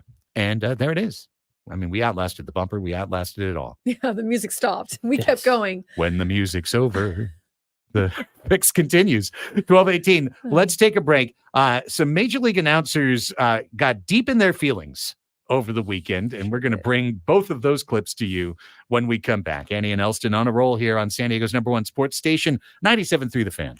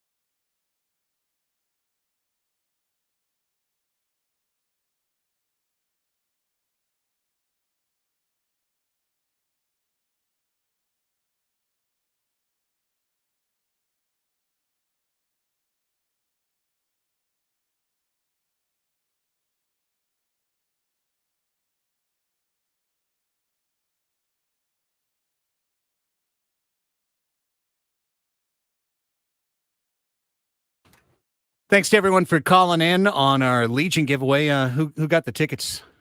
Art. All right, Art. Congrats, Art. Art in San Diego. Hope to see you out there Sunday, Snapdragon Stadium. We should be getting Ryan James on this week. Oh, yeah? That'd be great. Cathedral Catholic Don. Oh, well, there you go. He played with my brother at Cathedral. He was a hell of a football player. But he was an even better rugby player to a point where I remember watching him when I came back from college and watched him because he was a senior and my brother was a sophomore. And I was like, who's this guy? He's insane. And everybody's like, oh, he's going to be playing rugby, like legit rugby. Like, I don't think he ended up going to college. I think he immediately became a pro out of high school. He was so good at rugby. And so it's great that he's back in San Diego in his hometown. So we'll be having Ryan James on sometimes this week. Pretty remarkable individual and a great, I guess I could say kid because he's younger than me. Great kid. You can start to say that. Now Yes. I can call almost everyone a kid. That kid Cronenworth, he's doing good. Speaking of Major League Baseball, over the weekend, you wind up starting to track some clips, see some things that just drop through your feed. And Braden found one. I found one from the weekend. These are great. Yeah, let's just go with MLB announcers in their feelings way too early in the season. That's the name of this impromptu segment. We'll start with Gary Cohen, He's always been pretty funny. On he's seen plenty over the years with the Mets. Been through the S, if you know what I mean. Absolutely. He has seen it all. He's done most of it. But even he was a little bit flabbergasted. I think this was on Friday, wasn't it, Braden? It was the doubleheader against Detroit. It was the doubleheader against Detroit. Yeah, I think that was Wednesday or Thursday. It was a doubleheader against Detroit, so that's why there's so few people there. And this is game 1 of the doubleheader after they lost the first game the day before and just have been ended up winning this one. You know what? So it was the second one. So they lost their first 2 games and that they lost that second game while we were doing the show, right? And I they remember blew the game in extra innings and they had a lead and they were still looking for their first win. They had not won a game yet at this point in time. Mm-hmm. So here's Gary Cohen in his feels. Nobody in the ballpark. 1-5. Hitless through 7. Feels like rock bottom. That was true. The Tigers were throwing a no-hitter at the games time. in, okay? Yeah. Game 6. Game 6 is like, we are over. You know what? Props to Gary Cohen and the Mets organization, assuming he doesn't get fired, for letting him speak freely. Okay. I appreciate that. Whenever I'm watching a broadcast, it's okay to be critical. Some organizations though won't let you. So the thing is with the Mets, I was telling Craig this when you were out of the room. I mean, the New York is just, they got so many people there that are going to be on the organization. Absolutely. That they're not going to cater accountability. to. Yeah, right. Yeah, they're just going to be like, well, you have to call it like it is. Yeah. They're like, we suck. There's nothing really we could do about it, and we're just gonna have to wear it. And that's what a lot of organizations do on the East Coast. Yeah, I mean, 6 games in, that's pretty early, but I enjoyed it. It was a very bad 6 games for the New York Mets. I can understand. Plus, they have to deal with Frank the Tank on social media. Plus, they had a huge offseason spending, and they expect more from their team. Et cetera, et cetera. Pretty funny to go with rock bottom at game 6 because Gary Cohen has a diamond drill. Trust me, hit rock bottom, get out the drill and keep drilling. You can always find a lower level and they will find it. Meet the Mets. Meet the Mets. And beat the Mets. Find rock bottom with the Mets. So there's Gary Cohen. This is fine. This is just Gary Cohen, rock bottom, 0-6. But it was an empty stadium. I mean, that stadium was empty. He does the delivery though. The delivery is so like I'm joking. Yeah. Like it's a fun. Feels like rock bottom. And it's not like he knows what he's doing. It wasn't like in a sense of this is rock bottom no. and like so critical, and that's why the didn't really do anything about it. No, but I mean, he knows what he's doing. He's getting the fans going too. Right. He's getting, he's playing to that side as well. Unlike the Orioles that didn't like the fact that the guy brought up how much the Orioles lose in Tampa. Yeah, right. And apparently that was which was a positive note. Yes, it was Kevin Brown on the pregame show saying, well, we used to lose, but now look at this. Like, we had lost 7 in a row, but now we've won 2 out of 3 or whatever. And the Orioles suspended him because God forbid you even talk about any losses that ever happened in the past. Yeah, I have no respect for organizations that don't recognize that they play a zero-sum game. Every day, someone wins, someone loses. Everyone pays money to go see them play. Everyone pays money to watch them play. And what's the word I'm looking for? Like trying to downplay facts, literal facts, is not what an organization should ever do. Right. Yeah, exactly. Especially like in that Oriole situation, he was literally just telling it how it was. He didn't have an opinion. He was just saying what it is. This is what it is. I mean, it was so egregious, that one. That was like, whoa, and then of course he couldn't say anything about it when, because you're an employee of the team, like you can't respond to all these fans that are sticking up to you or these other announcers that are sticking up to you. You just kind of like, okay. Like, you cannot, there's too many teams nowadays in professional sports that treat losses like bad PR. Or they, correct. Yeah. And that's the 100%. like it's a Fortune 500 company, like something behind the scenes was so catastrophically bad and like deal with the Otani. I mean, think about all the scandals throughout sports. When your organization treats a loss like a scandal, it's ridiculous. And there's orgs like that. It kind of comes off to fans like they're unintelligent, like they're not seeing what's going on. You're just trying to, well, not only unintelligent, but just like pretending like everything is great. We're just here to have fun and we don't care. And it shows that they don't have accountability. All right. The second one is this is wild. But this takes a little setup. Okay. So here's the little bit of setup so you can really understand the context of this clip. If you have followed the Angels to any degree, you may remember that last year, their first round draft pick was a first baseman out of college named Nolan Shanuel. We talked about him earlier in the spring, Annie, because he had that weird winter where he would just stand up for a whole day twice a week. Oh, yeah. Remember that? Stand-up guy. Yeah. He wouldn't sit. He would never sit. He trained because he stood for many, many hours. Yes. Like the entire day. Yeah, from like when he got up in the morning till 10 o'clock at night when he would just stand the whole day. So Nolan Shanuel came essentially straight from college, just played like a couple of games in the minor leagues. He came to the big leagues last year, and he got on base every game at the end of the year in 2023. So the beginning of this year, he had an on-base streak to begin his career that was approaching a record. It got over 30 games. In fact, it got to about 37 games, Annie, before it was cut back to 30 games retroactively because MLB went back last weekend, went a whole week back in time, reviewed a play when the Angels were playing Baltimore that was an infield grounder that was ruled a hit and reversed it to an error. And by reversing it to an error, they ended retroactively Nolan Shanuel's on base streak. Well, this really ticked off first-year Angels announcer Wayne Randazzo, who decided, apparently he was in his feels as well, because he decided to list the litany of problems that Major League Baseball is experiencing, and Shanuel too. And let's just point out this is a Bally's broadcast, so not an MLB broadcast. Okay. Correct. That we have. Negative story after negative story, scandal after scandal, a fiasco in Oakland. You have these ridiculous-looking jerseys. You have the MLBPA challenging the league about the pitch clock today because of constant pitcher injuries, and yet, not to mention your global superstar is embroiled in a betting scandal.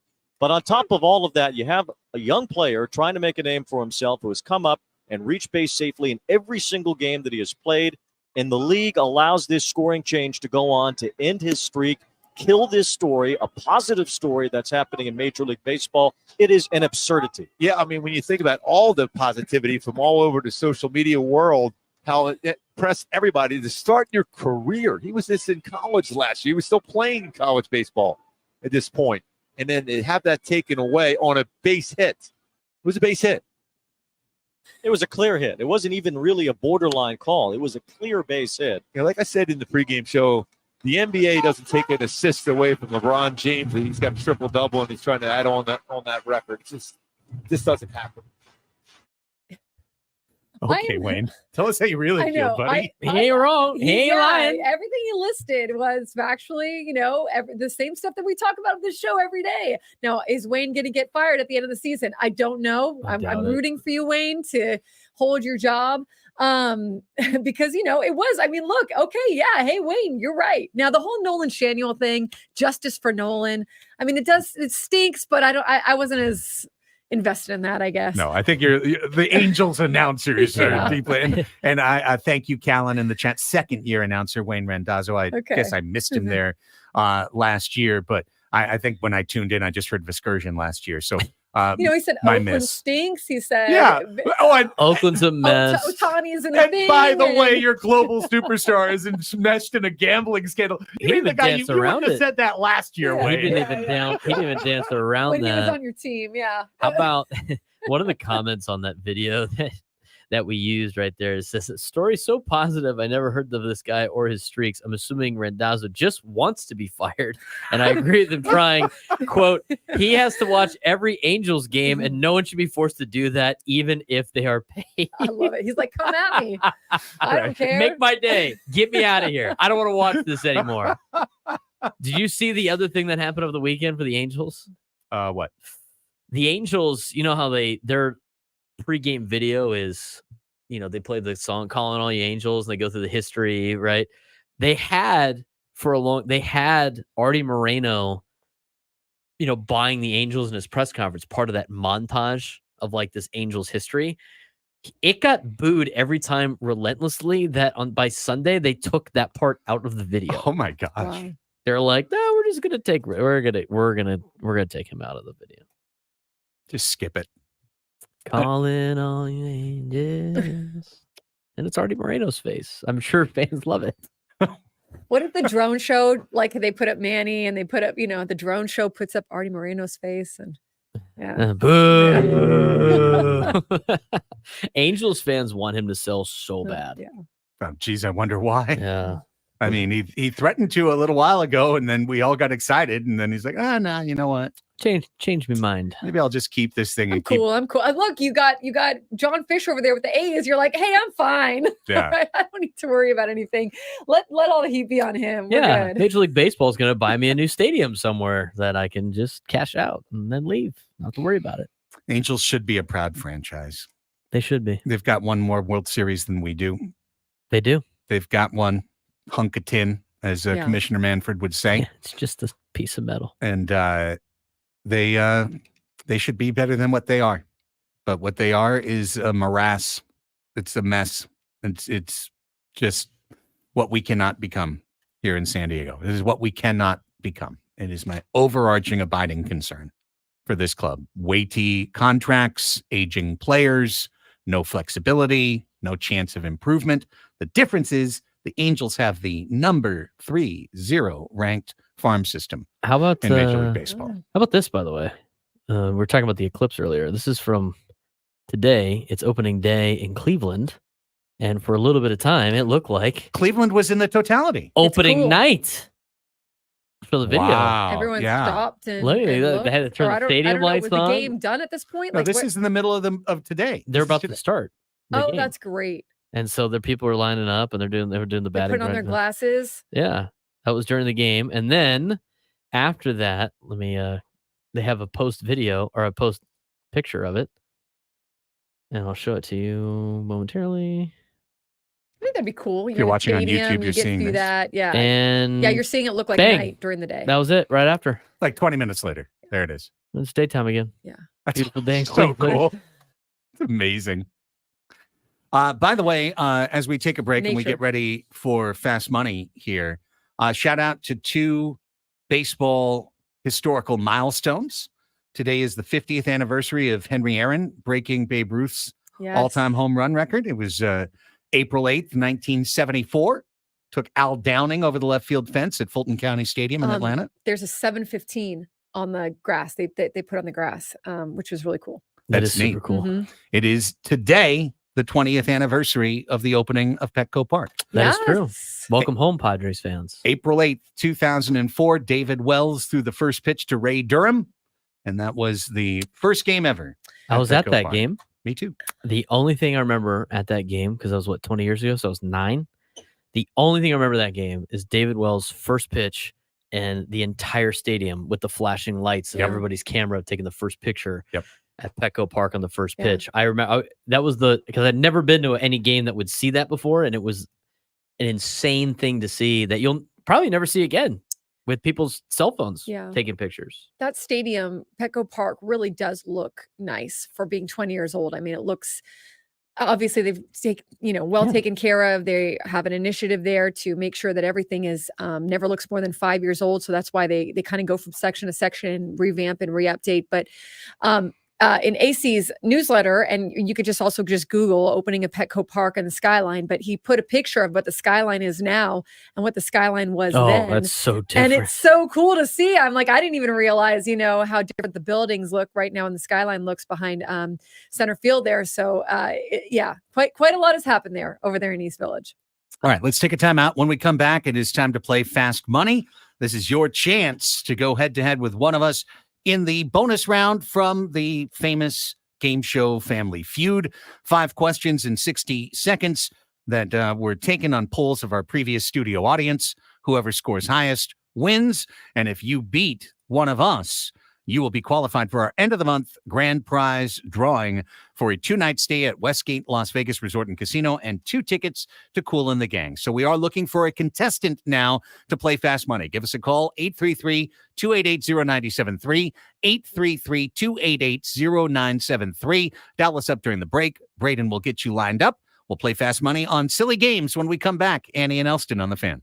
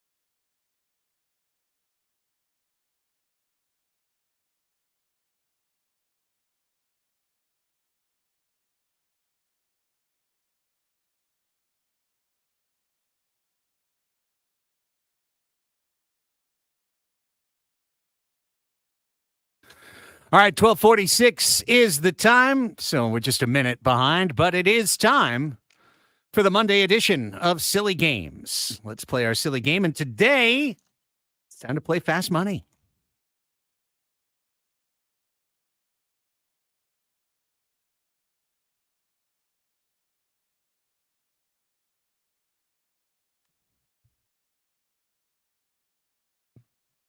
All right, here we go. It's time for Fast Money. This is the bonus round from the Family Feud game that you have known and watched for years. We've got a contestant on the line. Braden, who is it? We're going out to the box. Richard, El Cajon. Richard, what's going on? The box. Hey, good afternoon. Things are going well, thanks. Richard, tell us a little bit about yourself. Oh, I'm El Cajon resident for the last retired U.S. Navy veteran. Loving life, loving the Padres, and loving this game show. Outstanding, my friend. Okay, so it sounds like you know exactly what's going to happen. Here's the deal. You're going to pick either myself or Annie to go against on today's show. That person will leave the studio. Then Braden will give you 5 questions over a 60-second period that were asked of our most recent studio audience. You're going to be looking for the most popular answer. Then Annie will come back in. She'll have the same task. She can't repeat any of the answers that you give. So if you do like our last contestant did and just hit 5 number ones, you're guaranteed to win. There will be absolutely nothing to worry about. But Annie will have the same 60 seconds. Wait, he didn't pick. Did he pick? He hasn't picked yet. Yeah. I mean, either one of us. You could pick me. Yeah, did you pick for him? I didn't intend to, but I might have in a very subliminal way. Annie has done it that. every time that Yeah. he's just so used to picking Annie. It felt Freudian in some way. But Richard, who would you like to play today? It's your choice, not mine. I will select Annie, please. Okay. all right. Okay, Well, there it is. You were foreshadowing there. All right. I'll be back. It's like Chekhov's reed right there. It happened in the first act and it's revealed in the third. All right. Annie is leaving the studio, and I turn things over to our resident Ray Combs, one Braden Sopranet. All right, Richard, you'll have a minute to get through these questions. And if you need to pass for any reason, you can say pass and we can move on to the next one. Minute on the clock starts once I ask you the first question. Name me a type of building where it always seems to be cold. Empire State Building. That's a little too specific. Go more generic. Okay. Giant Stadium. All right. Oddly specific again. Name something people do to their armpits. What deodorant on them? Deodorant. It's a good Makes one. sense. Yeah, absolutely. What else do people do to their armpits? Name something that might make you suspect your new house is haunted. Black cat when you enter it. Oh, okay. That's, again, odd. He's very oddly specific today, I like Richard. it, though. I like Name it. something that grows faster than you want it to. My kid. There you go. I love it. That's a good one. Name something that might be brewing. Coffee. Coffee. It's a good answer. That'll do it for Richard. Right, All right. with 2 seconds to go. Very good job. Very good job. I'll put Some him on very hold. unique answers, to be sure. Specific. Very specific Very answers. specific answer. All right. So Annie is back in studio now, and she's putting her headset on, or earbuds, ear thingies, as we head things back Okay. to our man Braden. I wrote down what I would have thought on this. I'll show it later. See if you could beat these Beat 'em two. both. All right. Annie, 1 minute on the clock once I ask you the first question. Name a type of... All right, I'm going to phrase it. Do not be specific. It's just kind of generic. Name a type of building where it always seems to be cold. Office. Office. Office building. Office. All right. Okay. Name something people do to their armpits. Put deodorant on them. Try again. Shave them. Shave. There you go. That's a good one. That will work. Name something that might make you suspect your house is haunted. Oh, seeing ghosts. Ghost. Here It's you a good go, one. seeing a ghost. If I saw a ghost in my house, I would definitely immediately think it's haunted. Absolutely. Not just Why do like, you think hey, your house I mean, is haunted? duh. Because of that ghost over there. Yeah. what's up, Casper? How you doing You're today, just buddy? hanging with the ghost, you know it's haunted. Name something that grows faster than you want it to. My leg hair. Is that Wow. right? Sure. We'll take hair. Okay. Yeah. Absolutely. Hair, sure. hair. Name something that might be brewing. Coffee. Try again. Brewing beer. No, Beer. I'll take beer. Okay. Here's a great answer. That's great. All Great right. stuff. Here we go. I've got the abacus out. You Keeping ready to your scores, calculate for tabulating. both? Good luck, Richard. Let's see Thank what you. happens. Name a type of building where it always seems to be cold. Richard said Empire State Building, then changed it to Giant Stadium. That's awesome, Richard. Both are oddly specific. Both are wrong. 0. Fair enough. Fair enough. Annie said office. Now, I should have said doctor or something. I like Michael's in the chat. Our man That's- that Michael would've- Michael that's what I wrote. Valenzuela. Well, says so- ice I wrote rink. down That's, hockey that's a rink, yeah. fantastic Hockey rink. answer. so office is not on there, but doctor office is. It says the word office. Are we going to count it as office? What Judge, do you think? yes or no? Yes. She said she Counts. wanted to change it to doctor's. it. We're going to count Counts it. it. All right, it's number one answer, 44 Oh points. dear. So sorry, Richard. 44. You can still come The back. You can fi- still Joe come back. Musgrove. You can still come The back. fix is in. Jake Peavy. All right. Next. Okay. Name something people do to their armpits. Michael said count it, so it counts. All right. That's our All boss. right, sounds good. Richard said put deodorant on them. That is correct for 10 points. Number 2 answer. Number 2 answer. Annie went with shave. Number 1 answer, shave / wax them. 63 Yeah. points. Oh, for I Annie. thought black cow. would have been less. I would have thought. Hey. People didn't take it Guys. as much. Guys don't shave them. That's a good point. That's Don't shave that's their why, we arms.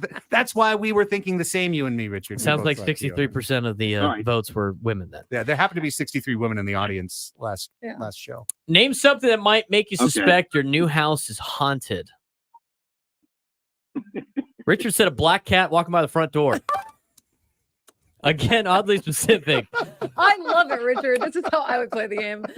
And that would be a, wait for it, incorrect. Fine. There's nothing on there. Look, it's a great idea. I mean, that's kind of like bad luck, maybe. Yeah, I guess. Annie said if she saw a ghost, it would Hanging definitely, out in yeah, the living room, I would watching agree with that. TV, watching a, That's okay. correct. 6 points. 6 points. Wonderful. I would have said like creaking floor, like Lights flickering. Noises Yeah. and voices was the number 1 answer. We'll get Yeah. to the number 1 answers when we come back in the 1 o'clock hour. all right, okay. Name something that goes faster than you want it to. Richard said his kid. 13 points. That's Hey, a good one. Kids, That's a good one. babies. 13 Babies, points. yeah. They all said specifically Richard's kid. Yeah, He's growing way Richard's- too fast. Richard's kid. It's just getting too old, too quick. flies. Annie said hair. That is correct. 48 points for Oh. hair Annie is slash kicking ass. I Splash. never win this game, Richard. hair Until today. slash unibrow was on there. Oh, okay. Unibrow. Name I want something. to make sure you're going to have a great Monday. That's Thank right. you. Name something that might be brewing. Richard said coffee. That is correct. Number 1 answer. Coffee. 37 points. Great job. Annie got the number 2 answer. Beer. 28 points for beer. What is number 3? What else? Brews. Trouble. Tea? Yeah. Tea. I brew Oh, okay. tea. Tea. Ooh. Trouble. Trouble is an answer. Troubles a brewing. Thunderstorm. A storm Storm. and a plot.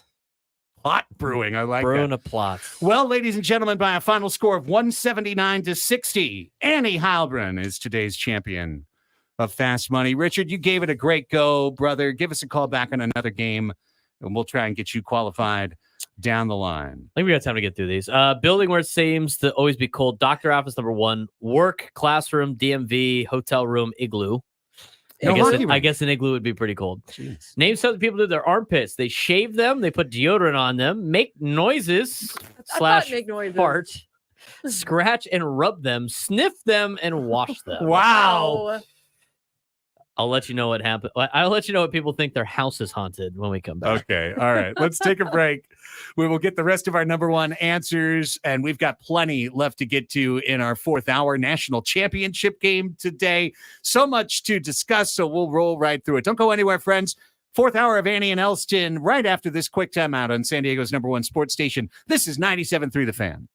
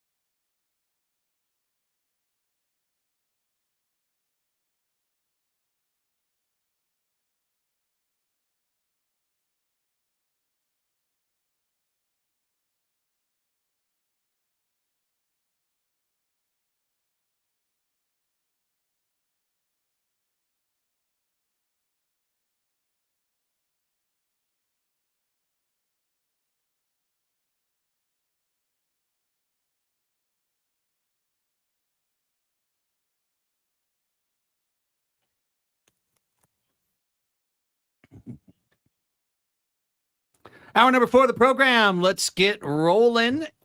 Annie and Elsten with you on San Diego's #1 sports station, 97.3 The Fan. Annie Halbrin right there. Braden Soprano right there. Craig Elsten right here. We were just getting the #1 answers from Fast Money. We got through 2, and we got 3 to go. Name something that might make you suspect your new house is haunted. I don't know why Annie's answer was like 5th on the list. If I saw a ghost, I would totally that would know. be #1 on my list. Yeah, if I saw a ghost in my house, Pretty First much I'd an call- insurance. I'd first That'll be that. call Ghostbusters. Busters. Yeah, Bill Murray's getting a phone call, and then after that, I'm not saying hi to Casper the Friendly Ghost. Noises and voices, 50%.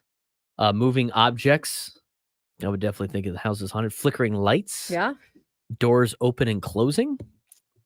It doesn't say on their own, but I'm assuming that. And weird odors. The weird All good odors. answers. Yeah, I don't maybe know there's about the like weird dead people odors. under your house or something. I don't know. Oh God. Okay. I mean, I Get don't rid- know that it's haunted. It might be just a really bad house if it smells bad. Yeah, that could be your We're eating worried about habits. mold or Yeah, take out the trash, buddy. Yeah. First, take out the trash. Second, it's got to be a ghost. Yeah. Name something that grows faster than you want it to. Hair is #1, followed by lawn and weeds. yeah, weeds was my answer. Oh, weeds is a good one. Yeah. Oh, do we want to tally up your score? No, it's fine. I had hockey rink 0. Yeah, that was 0. For armpits, I said after deodorant, wipe them. Like just wipe them down, clean them. Is that That's 6. 6? Okay, I'll give you wipe them for rub them. all right? And then noises for I had 50. all right, so 56, Name something that grows faster you want it to. Yeah. Hair was #1 at 48. Lawn weeds 14. 14. Okay. Is that what you had? Yep. Kids, babies 13. Belly weight 13. Ouch. Yeah, Nails 6. Weight's a good one. Yeah. fair. Debt and expenses Yeah. 4. Name something that might be brewing. Coffee 37. Beer 28. Tea 17. Trouble 8. A 8. storm 5. A plot 3. Okay. All right. So 56, 78. I got 78.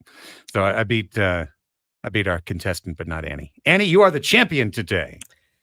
Well, Robert helped me out a little today with his very specific answers. Yeah, the Left first some one. wide open for me, Empire, which was nice. Empire State Giant Building. Stadium. Try something a little bit I less love specific. that.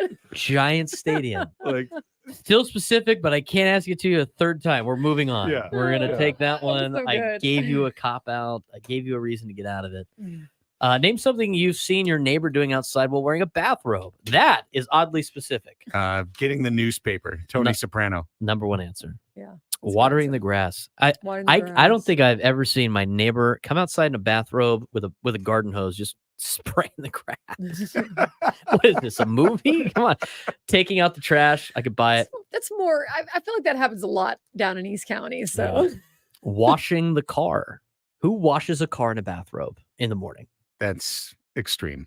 Well, I guess it's a robe, right? So it's like kind of a towel. Yeah, but You'd use the towel. there's like- too many things that are like hanging that are going to get wet. Your fringes are going to get wet. Those long sleeves that dangle Right. off your Yeah. arm. You want that? I mean, Gonna how get all gross is sudsy. that? Yeah, and then sticks to your body and stuff. Yeah, it's a terrible idea. Last one would be kissing spouse and gardening. I get my gardening done in my robe, my bathrobe. Weird. Bunch of creeps peering in, watching them kiss their spouse in a robe. What's the Yeah. matter with you, peeping Toms? Disturbia. What's going on? Let's reset a couple of the topics of the show. Padres are 5-7. Padres. I heard Ben say this earlier this morning, Annie, and I need to underline it. This is a big week for the San Diego Padres. Just like yesterday was a big wait, day. what? Wait, It's been a big series pump the every brakes. series. Why is this a big week? Three, It's three against the Cubs, 3 at LA. Sunday Night Baseball just next like Sunday last too. week was a big week, and the Korea series was a big start to the season. Sure. Maybe we're as media members are adding to this fire to the fans. Why they're this is why they're reacting the way they're reacting, because we're saying every game is the most important game ever. We are treating the season like the NFL. I mean, the We Cubs, should take some responsibility here. they are rolling. They won 5 of the last 6. They're coming to town, feeling themselves. The Dodgers, obviously, no easy matchup there in LA. But I don't think that I don't think that the season is over after this Season's week. not over. No, yeah. Season won't be over regardless of results. What if they go 1-5? That's what I'm just saying. 1-5. 6-12. Where did you go? I just disappeared. I waved my arm and it all went. I Oh think it my went to God, Ben, like circus. that. You name Ben. Oh my and God, there's it's Ben. trying to get him. Yeah, I think you're exactly Hardcore right. Let's Ben just and leave it on wanted Ben. to That's my next answer for Give I think my credit. studio is haunted. Yeah. The Yes. camera just moves around randomly. The camera finds Ben Higgins' cardboard face That's right. every. How do you So think fan haunted. sentiment will be at 6-12?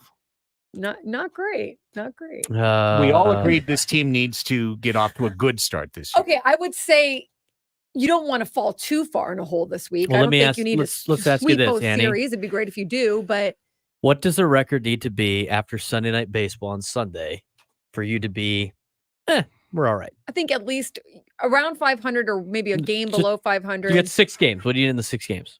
Literally won't stop looking at Ben. This Okay, is 6 hilarious. games you Look go. at me. Do they need to go 3 and 3 I'd and be 3? okay You're with- satisfied? I'm Win a series, lose a series. I don't like when you get swept by a series. I'd say 3. I would say it'd be great to go 4-2. 4-2. So you want them Yeah. to win both series, Well, yeah. Okay. or go 3 or and go or a 3, sweep, Braden. and then or that's a sweep, and then you go 1-2 against the Dodgers. But then you're asking for a sweep. I'm not panicking. So 2 If series they- wins for a team that hasn't won a series all year. I'm playing I mean, devil's that'd be advocate. here. amazing. That would Split. be would amazing. Split. fulfill big Win week. 1 series at least. All right, so 3 and 3. So go Yeah, 2 3 and and 1 3. against the Cubs and 1-2 against the Dodgers. Ideally, it'd be better. I mean, to go 2 good against the- teams right there. Dodgers is going to be tough. It's going Right. to be tough in LA. So I think if you get 1 game in LA, you're fine, and it'd be nice to take 2 here. Yeah, I mean, the that series you against go the 1 and Cubs. 2 against both, then it's like you're still in the middle, and it's starting to go down the hill a little bit. You're like, oh, we still haven't won a series yet. like you don't and- feel good, obviously. Like, No, you would Well, feel- this would be 4. If they lose the next 2 series, they'd be losing 4 series in a row. Yeah. You Correct. don't want to do that. 4 in a row, and you've only split 2 at the beginning of the year in March, and then you would be ready to take on the Brewers before playing the Blue Jays. I think, what did we say during the first month of April is brutal, right? We said Yeah. this. I think by the end of April, you should be at least 500 total. You've You got- have to be You gotta be treading within 2 water. games. You Yeah. have to be treading water. And you've got you've got Darvish and Musgrove to start this. But look, starting pitching hasn't been it wasn't a problem for them last 5 games.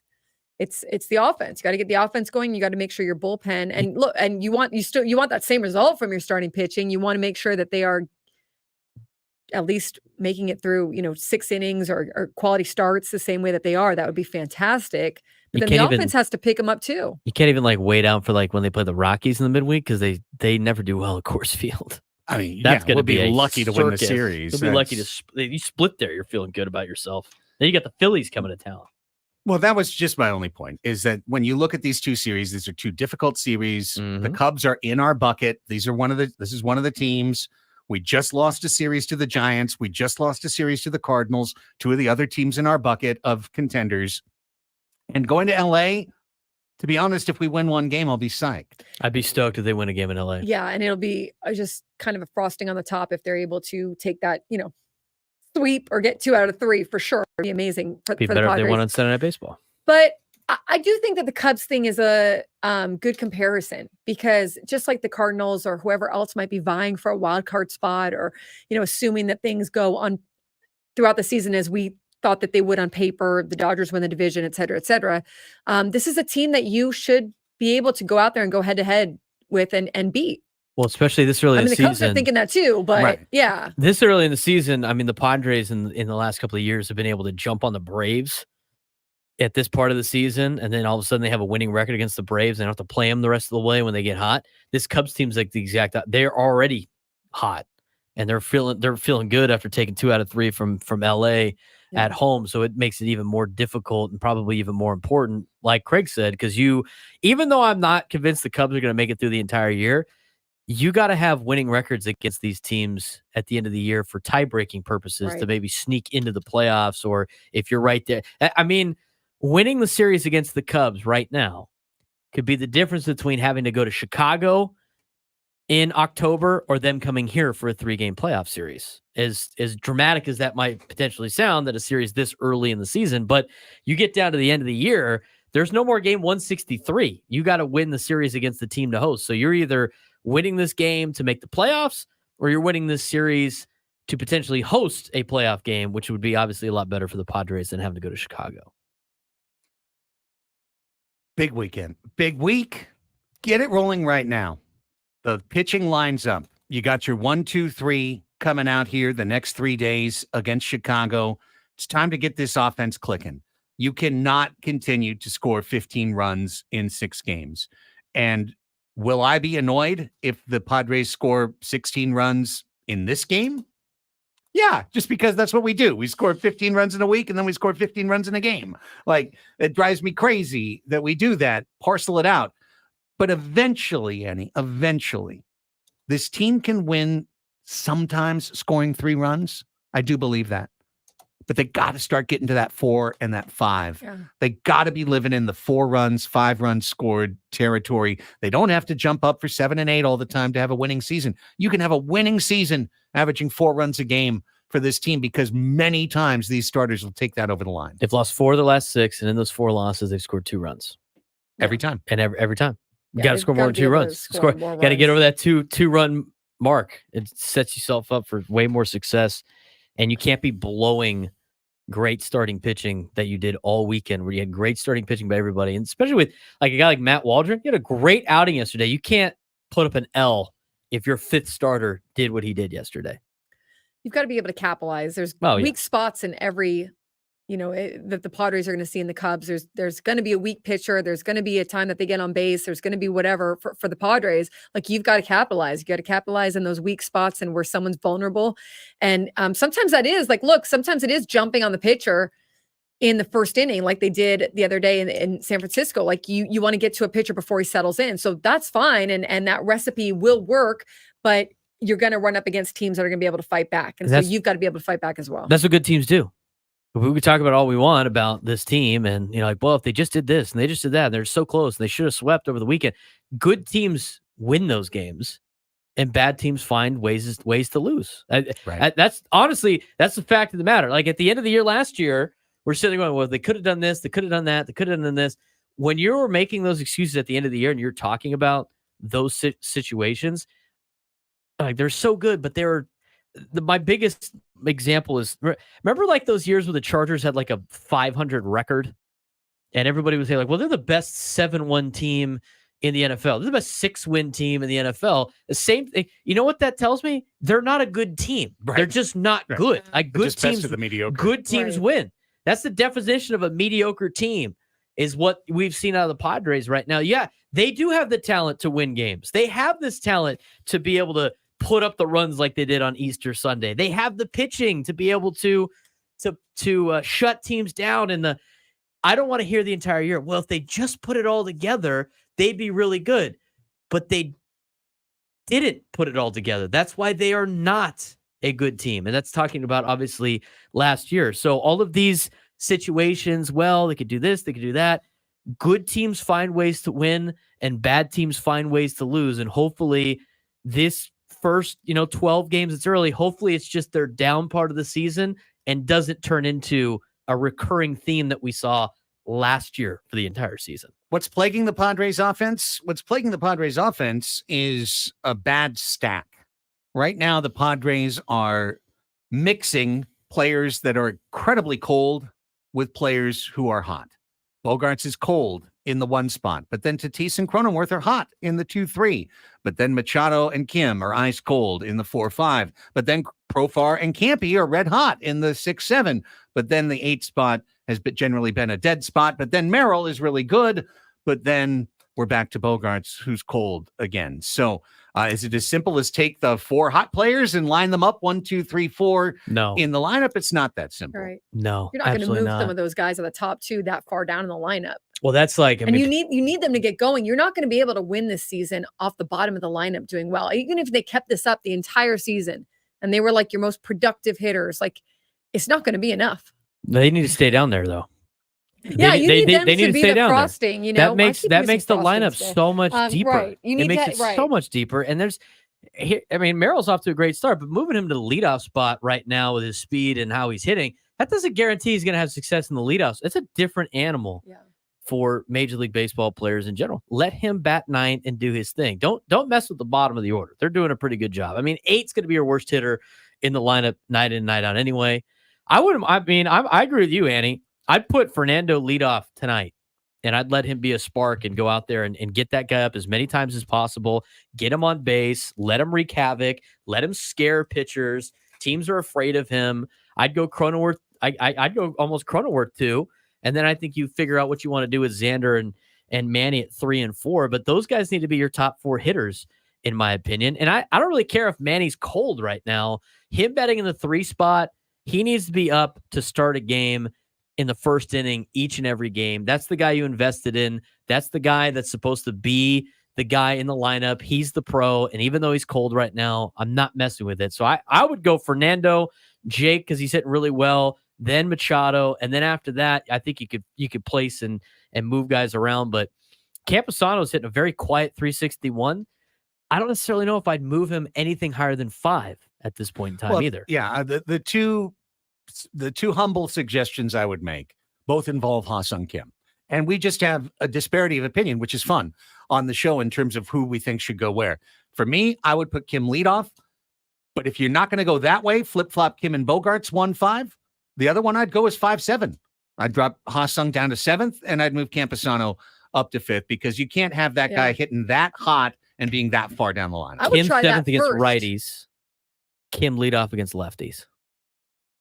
That's what I would do. I'm good with that, too. That's what I would do. That's where he shines. Yeah. Bottom line, they've started the same top 7 every time Campy has played. It's been the top 7, same, all 12 games. Top 6 the same on the 3 days that Campy didn't play. Hey, you know what? Maybe it's time to juggle something, because you've scored 15 runs in 6 games. I do find it funny, though. Like, for the last 4 or 5 years of being on on air on the Padres flagship, everybody's complaint was, they never let the same lineup go out there each and every night because, they can't get the consistency. Now we finally get a lineup where they have the consistent 1 through 6 every night. And it's like, they should probably mix it up. Yeah. I'm not saying you're saying that. I'm just, it's so funny. It's like, you don't necessarily need one way or the other. You can mix it up every once in a while. That's the difference is I never thought that you had to have the same What lineup. about Profar and leadoff? I'm not kidding. And then you move everyone up. We've seen him do that in the past. I wouldn't be opposed He's another one to that'll kind of grind you down. He see a lot does. of pitches. Well, let's think about another kind of edgy player. Let me ask you this question. What is the worst result you're going to get out of Profar? Pop out, strike out. But how many pitches is he going to see? 5, 7. Right. So if a leadoff guy sees 5 to 7 pitches and he pops out, that's still quality at bat. Yeah. Sure. I mean, that's a good way to start a game off. So at the very worst, Profar's at least going to see 6 to 7 pitches. And to me, if at very worst, you're going to see 6 to 7 pitches and put the ball in play, you could bat leadoff for me. That's the difference between him and Trent Grisham. Like, Grisham could have bat leadoff because he'd see 6 to 7 pitches, he'd punch out all the time. He wouldn't even put the ball in play and like create some type of chaos on the bases. It would be 3 to 4, 5 pitches, punch out, we'll see ya, and he goes back to the dugout. I don't mind. The Profar idea is not that bad of an idea. It's a good idea. I mean, all of these ideas are better than the guy that's OPSing 591. I mean, and look, Xander Bogaerts has to be good for this team to succeed. So that's why we're not going to spend a lot of time. We talked about it just to knock it down in the first hour, but I don't think on this show you're going to hear a lot of like, well, Manny this, Xander that, Xander this, Manny that. If those guys are bad, we're tanked for a decade. You're not benching those guys. No, you've already put all your apples in that basket. Yeah. You So can't. They You need can't to fix. be good. You They can't need fix to get that. back on track. You Right. can't fix that problem. And the other thing you can't do is overreact and say you got to get rid of them. No, you have made the long-term decision to ride with those guys for a long period of time. You must be patient with those 2 players specifically, and Fernando for that matter. But obviously, Fernando is doing a little bit better than those 2 to start the season. We're going to teach you to be to tattoo on your arm. It's a long season. Be patient, because when you sign guys to guaranteed 10-year deals, it's a long season and you're going to have to be patient. All right. When we come back, let's talk about the national championships.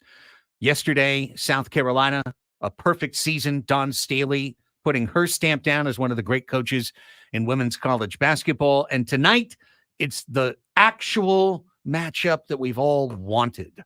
Like, once the Aztecs are out of the tournament and you just settle on like, well, what would be the best possible championship? We got the best possible championship today, and we'll chat about it. Ask us anything to wrap up the show. So we got a fun course between here and 2:00. Stay right there. Annie and Elsten on San Diego's #1 sports station, 97.3 The Fan.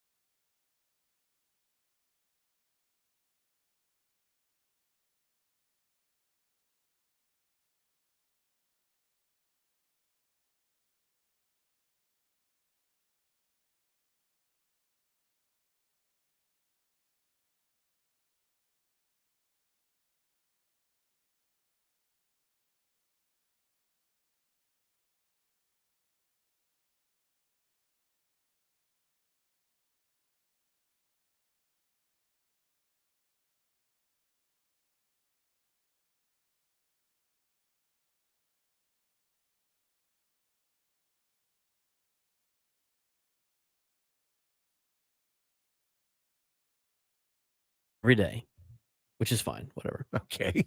In the exact same order Okay, that's a little weird. every single day. Superstitious? He didn't. No, I Just just doesn't care, I don't They think. don't Okay. know about shuffle Yeah. apparently, and it was on Spotify. It was about 15 songs, classic rock mixed in. I mean, the first day I was like, "Oh, this is some good stuff." Day 78 of the season. Oh my god! You know what song is coming Yeah, next. it's like I an knew it album every now, yeah. single time because they warned me before I joined the video staff. They're like, "You're gonna get annoyed with the music fast," and I'm like, "Okay." And then I listened to the music and I'm like, "This is great. Some Rolling Stones on here, a lot of Tom Petty. I'm digging it." And then it was like, "Oh well, it's week 5. It's Wednesday practice, and here we go." All you knew is if they started the playlist over again, you were going to be in for a long day. We're not gonna, starting practice over. Starting practice over. This hour of Annie and Elsten is brought to you by Prize Picks. Must be present in certain states. Visit prizepicks.com for details. Cash in on basketball's big moments with Prize Picks, America's #1 fantasy sports app. Use code KWFN for a first deposit match up to $100. Prize Picks, pick more, pick less. It's that easy. Again, it says must be present in certain states. What does that mean? Visit prizepicks.com for details. I Gotta be guess in I should go states- there. Be in states that are legal betting. Someone won that $1 billion jackpot. They must have. Over Really? that. Oh, yeah, because they, when I was pushed it driving the back, freeway, right? I saw it was at 20 million. So someone had to have won it. Oh, They pushed Yeah. back the announcement of it, like of who won. I guess is what I saw. well, Oh. I tell you one thing. It wasn't me It- because I'm still here. I didn't check my ticket yet, but I don't think it was me either. I've never. Could you If I imagine if, don't it come in was tomorrow, and you just it- were hanging with the $1 billion ticket in That your is purse? honestly my nightmare. Is I think, what if you have the winning ticket and you're just like, expires. yeah, or you just like, you spill something on it, or you accidentally rip it, or Just anything. forget, Yeah, like, you just- forget to yeah. look at it, and Scaring me. Let's talk a little bit about the title games. Starting with yesterday, I was just looking. I checked Front Office Sports. I checked Twitter. So they haven't given out any of the ratings, audience metrics yet for Iowa against South Carolina. But I want to be clear about this. It didn't feel like the end of an era. It felt like the end of a moment for women's college basketball with Caitlin Clark's final game as an Iowa Hawkeye. She has completely changed the paradigm of following women's college basketball, of the popularity of the sport. completely agree. And it's to the point now where if they just did similar numbers to the national semifinal or the Elite Eight, it will be a rating higher than every NBA and Major League Baseball game this year, including the finals and the World Series. No, I completely agree. She's been phenomenal, and the level of viewership and the attention that she's given the sport. My question is are you going to need another one of her to sustain the viewership year after year? That's the question. And Right. I think the answer is no, in that the game has been elevated. The sport has been elevated. So now a Paige Beckers, for example, at UConn could be a story of its own. Personally, I would be fascinated. South Carolina, undefeated season. Do they come back and do it again? There's more competition. It feels like what's going on at USC is exciting. What's been brewing down at LSU with Mulkey is exciting. Like there's great programs. There's multiplicity of great programs. For the longest time, it just felt like UConn wins every year. And just how many in the row have they won? 190? What is it? So I don't think it was maybe as compelling to a casual viewer, but Caitlin Clark is a unicorn. So there's no way to say that somebody is going to step up and just be the next quote unquote Caitlin Clark, a 6-foot guard who is shooting 30-foot 3-pointers and making them on the reg. Like, she was a mold breaker. She's the Steph Curry of women's basketball. She's going to make more money maybe playing in the Big 3 tournament than she will playing her whole career in the WNBA. But maybe she's the person who raises that boat where then the salaries do go up in the WNBA to get to a higher level. Yeah. This is the time to celebrate a woman who has had to play in one of the biggest bubbles ever because everyone knew Caitlin Clark for the last 2 years. And before that, if you were a hardcore fan, but if you're just a sports soft casual, you knew Caitlin Clark. And that meant everywhere she's gone for 2 years, she's not just been, women's basketball player for some team. She's the Caitlin Clark. She's on ads. Everyone knows her face. Everyone knows what she looks like. So what she's been able to accomplish the last 2 years is one of the greatest sporting achievements I can think of in my adult life. Yeah, and credit to South Carolina as well and the job that they've been able to do. Caitlin Clark, it's phenomenal because even the casual viewer, like you said, even people who don't really follow basketball or women's sports or college sports or whatever, you've heard of Caitlin Clark, you've seen the viral videos, you've seen her on Sports Center, and consistently, it wasn't like she was a one and done or she had one good year. She has raised the bar and she's made it so that women following after her should feel like they're walking into a more elevated platform because of, the people that walk before you and the people that kind of set those bars higher, and so I think it's going to be interesting to see if viewership maintains to that level. And I hope it does.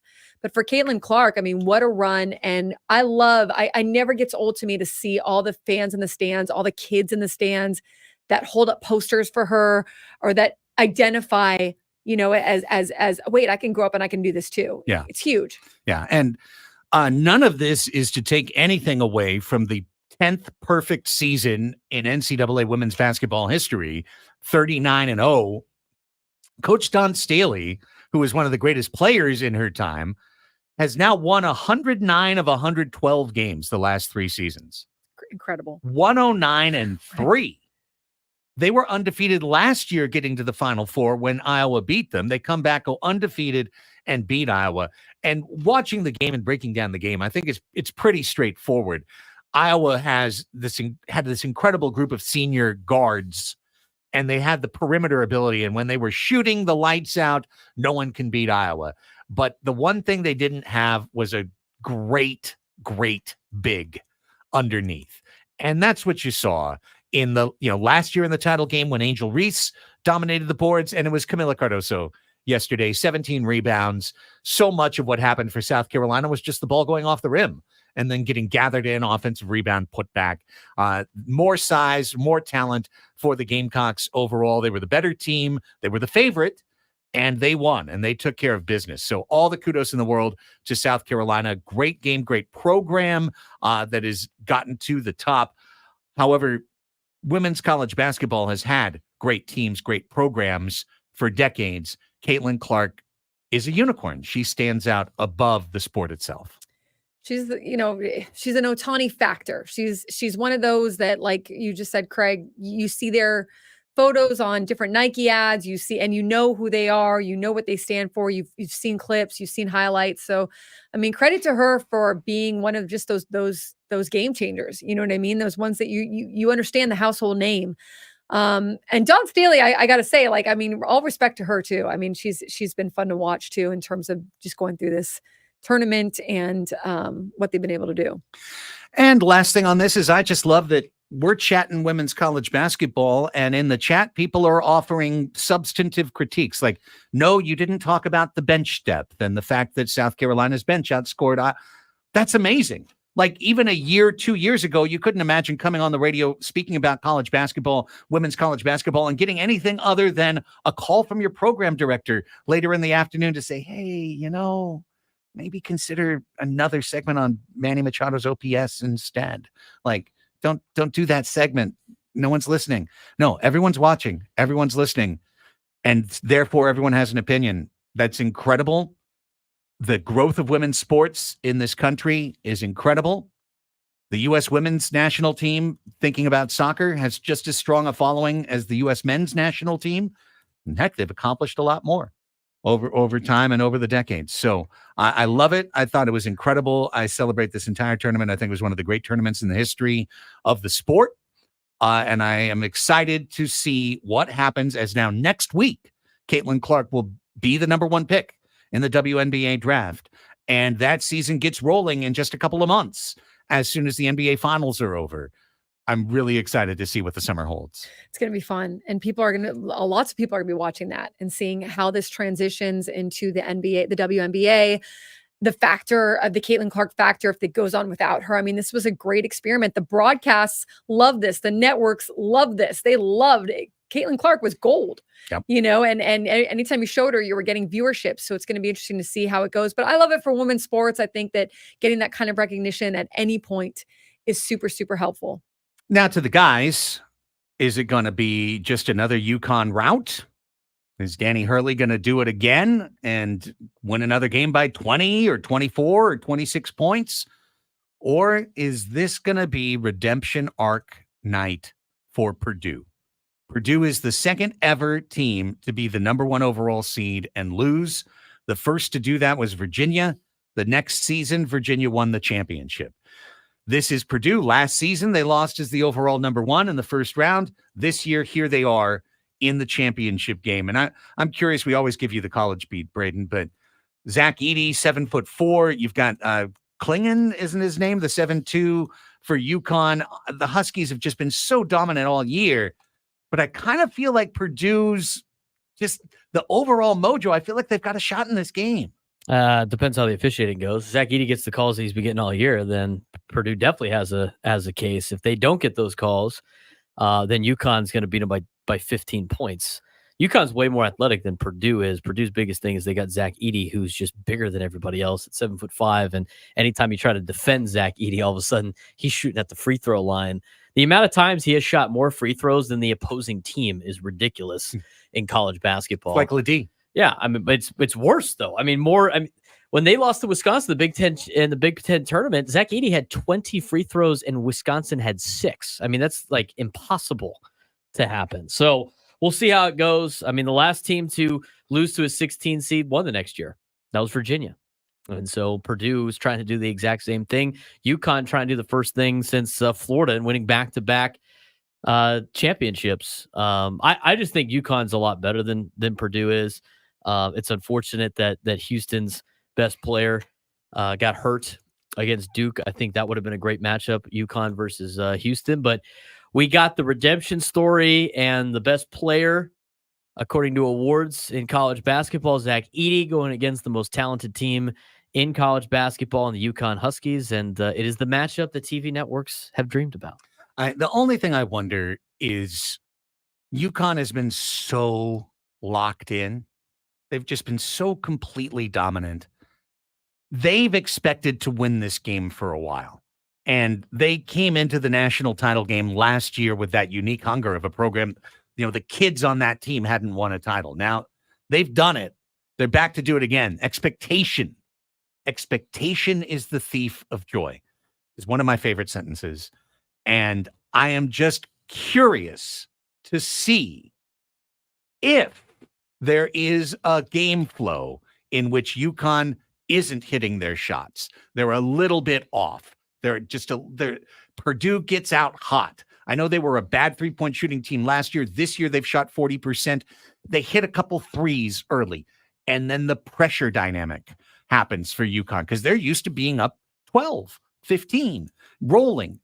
If they're down, if they wind up in a hole, if the threes aren't going in, do they have that collective resolve as a team to pull out of that, to maintain their focus? If they do, they'll win the national championship and they'll do it going away. But I feel like the ways for Purdue to win tonight are a little bit more psychological in terms of one team on a redemption mission. The other team's expected to be there, expected to win back-to-back, expected to blow them out by 15. So if they're not blowing them out in the second half, is it just going to be another UConn 20-0 run, or does it get in their head a little bit? Does the pressure get to them a little bit? That's what I'll be watching on my iPad up in the broadcast booth at Pechanga tonight. You got to be watching for Jeff Anderson, too. The high knees ref. Have you seen the high knees ref? Oh, no. You've never seen high knees ref, Jeff Anderson? Maybe I've seen him, but I don't remember. Oh, I might have to find a clip of high knees ref for you. He's running with the high knees. Oh, he does the high knees all the time. That's Yeah. amazing. Let's see if I can. I think there's an account called High Knees Ref, where they follow. They just follow. They That's just what social follow him media is around. made for. They just Jeffrey Anderson fan account. They just follow him around the country, and then they wait for the game to tune in. And then you see him at a game, and they're like, "Yep, there he is." All right, here's Jeffrey Anderson doing the Sweet 16. Here, hang on, All right, give let me me a see second. this. Let me High see. I knees need to ref. see the high knees ref. High knees ref's great. Or videos on YouTube. Videos on YouTube If for you're not high watching. knees ref. Here you go. Here's Jeffrey Anderson. There he is Okay, bring it up on our doing screen. his high knees. It's not on our screen. Oh, On it's your not screen. up there. There it is. Okay, here we go. Where's high knees ref? Oh, He does that yeah. up and down the court. Wow, Yeah, Jeffrey Anderson. Look for him. He'll be doing the game tonight. that's amazing. I think he's got another one. Yes, they got his like pairings on here It's like too. prancing. He's a prancing pony. They even gave him a shout out in the Baylor game on this one. Hang on. Share screen. Yada yada yada. Bang. Zoom pal. Computer's not really loading too well, but Oh, here we go. High knees ref. Here's the high knees ref for you. Let me take another look at this guy. The matchup this has been tonight. Jeffrey Anderson, I love it. Getting that workout in. Yeah, Jeffrey Anderson, high knees ref. Great It's stuff. just got a particular running gait. High knees ref. Thick. So look for that tonight while you're calling the game. You got a High knees ref. high knees ref. There's an account. It's called High Knees Ref at High Knees Ref on Twitter. Jeffrey Anderson fan account, and they post a clip from all. He has a side shuffle too with the high knees. No way. Oh, I got to show you this one now. Now we're in a rabbit hole. But Yeah, you we really are. you have to see this. You have to see it. I hope some of these MASL refs tonight are out there high knee in it. And Way if to they're get it not, it's up on and them. down the floor. Yeah, see, look at the side shuffle. Okay, here we go. Oh, high knees side shuffle. Wow. He's like that all the time. It's gonna turn out he has like a plate in his ankle or something. I know. There's, No, there's no he's- flexibility. Exactly. He's fully embraced it. So that Twitter account has every single game that he has done this year doing the high knees. I think he did an Aztec game earlier this year too, if I'm not mistaken. At San Diego. He did he did Air Force Utah State. He does a lot of games, but people find him very quickly on ESPN Plus or CBS or wherever he is. And they're like, hey, look, there he is. And then the high knees account films a little video of him doing the side shuffle high knees or the high knees run up and down the court. And there you go. Let's take a timeout. 1:44 is the time. We got one segment left in the show, and it's time to ask us anything. So this is how we wrap up things on Annie and Elsten. It is a catch-all call-in segment. You got between now and 1:50 p.m. to give us a ring. 833-288-0973. 833-288-0973. Give us a call during the break. Braden will put you on hold, and then we'll pop you up during the next segment. We only have one request for our callers. We invite you to call in. Topics are wide open. Could be non-sports. It's great if it's non-sports. Could be sports. That's fine too. Only thing we ask you is that when you do call, you have a question for Annie and Braden and I. A question, because the segment is called Ask Us. Anything. And we do that next. Annie and Elsten wrapping things up on 97.3 The Fan.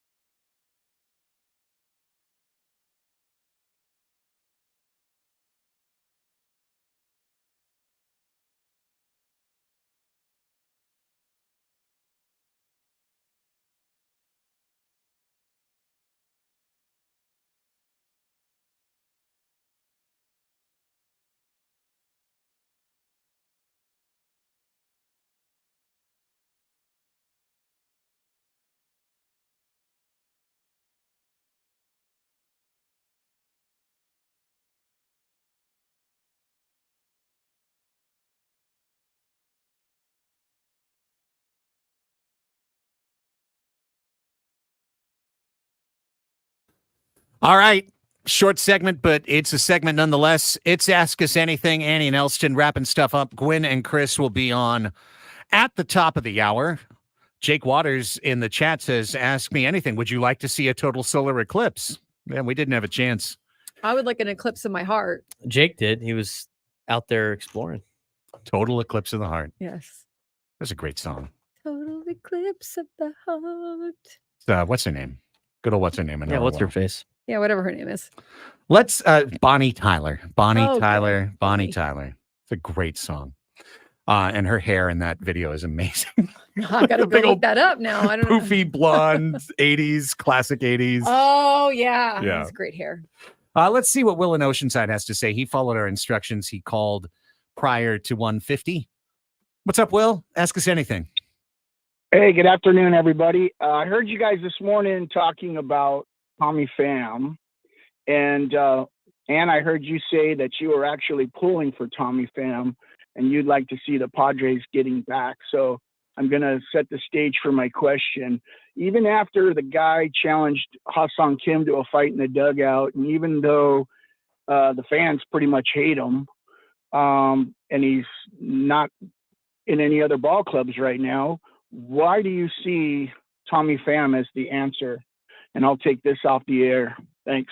Thanks, Will. Well, this clubhouse does like Tommy Pham. And I don't know of any bad animosity between him and other players that are on this team. I know that the AJ Preller really likes him. Mike Schultz really likes him, and he can help a team. There's no doubt about it. I don't know if he's going to be enough help for the Padres or he's exactly what the Padres need, but the Tommy Pham can definitely help a team. I don't think all the fans hate him.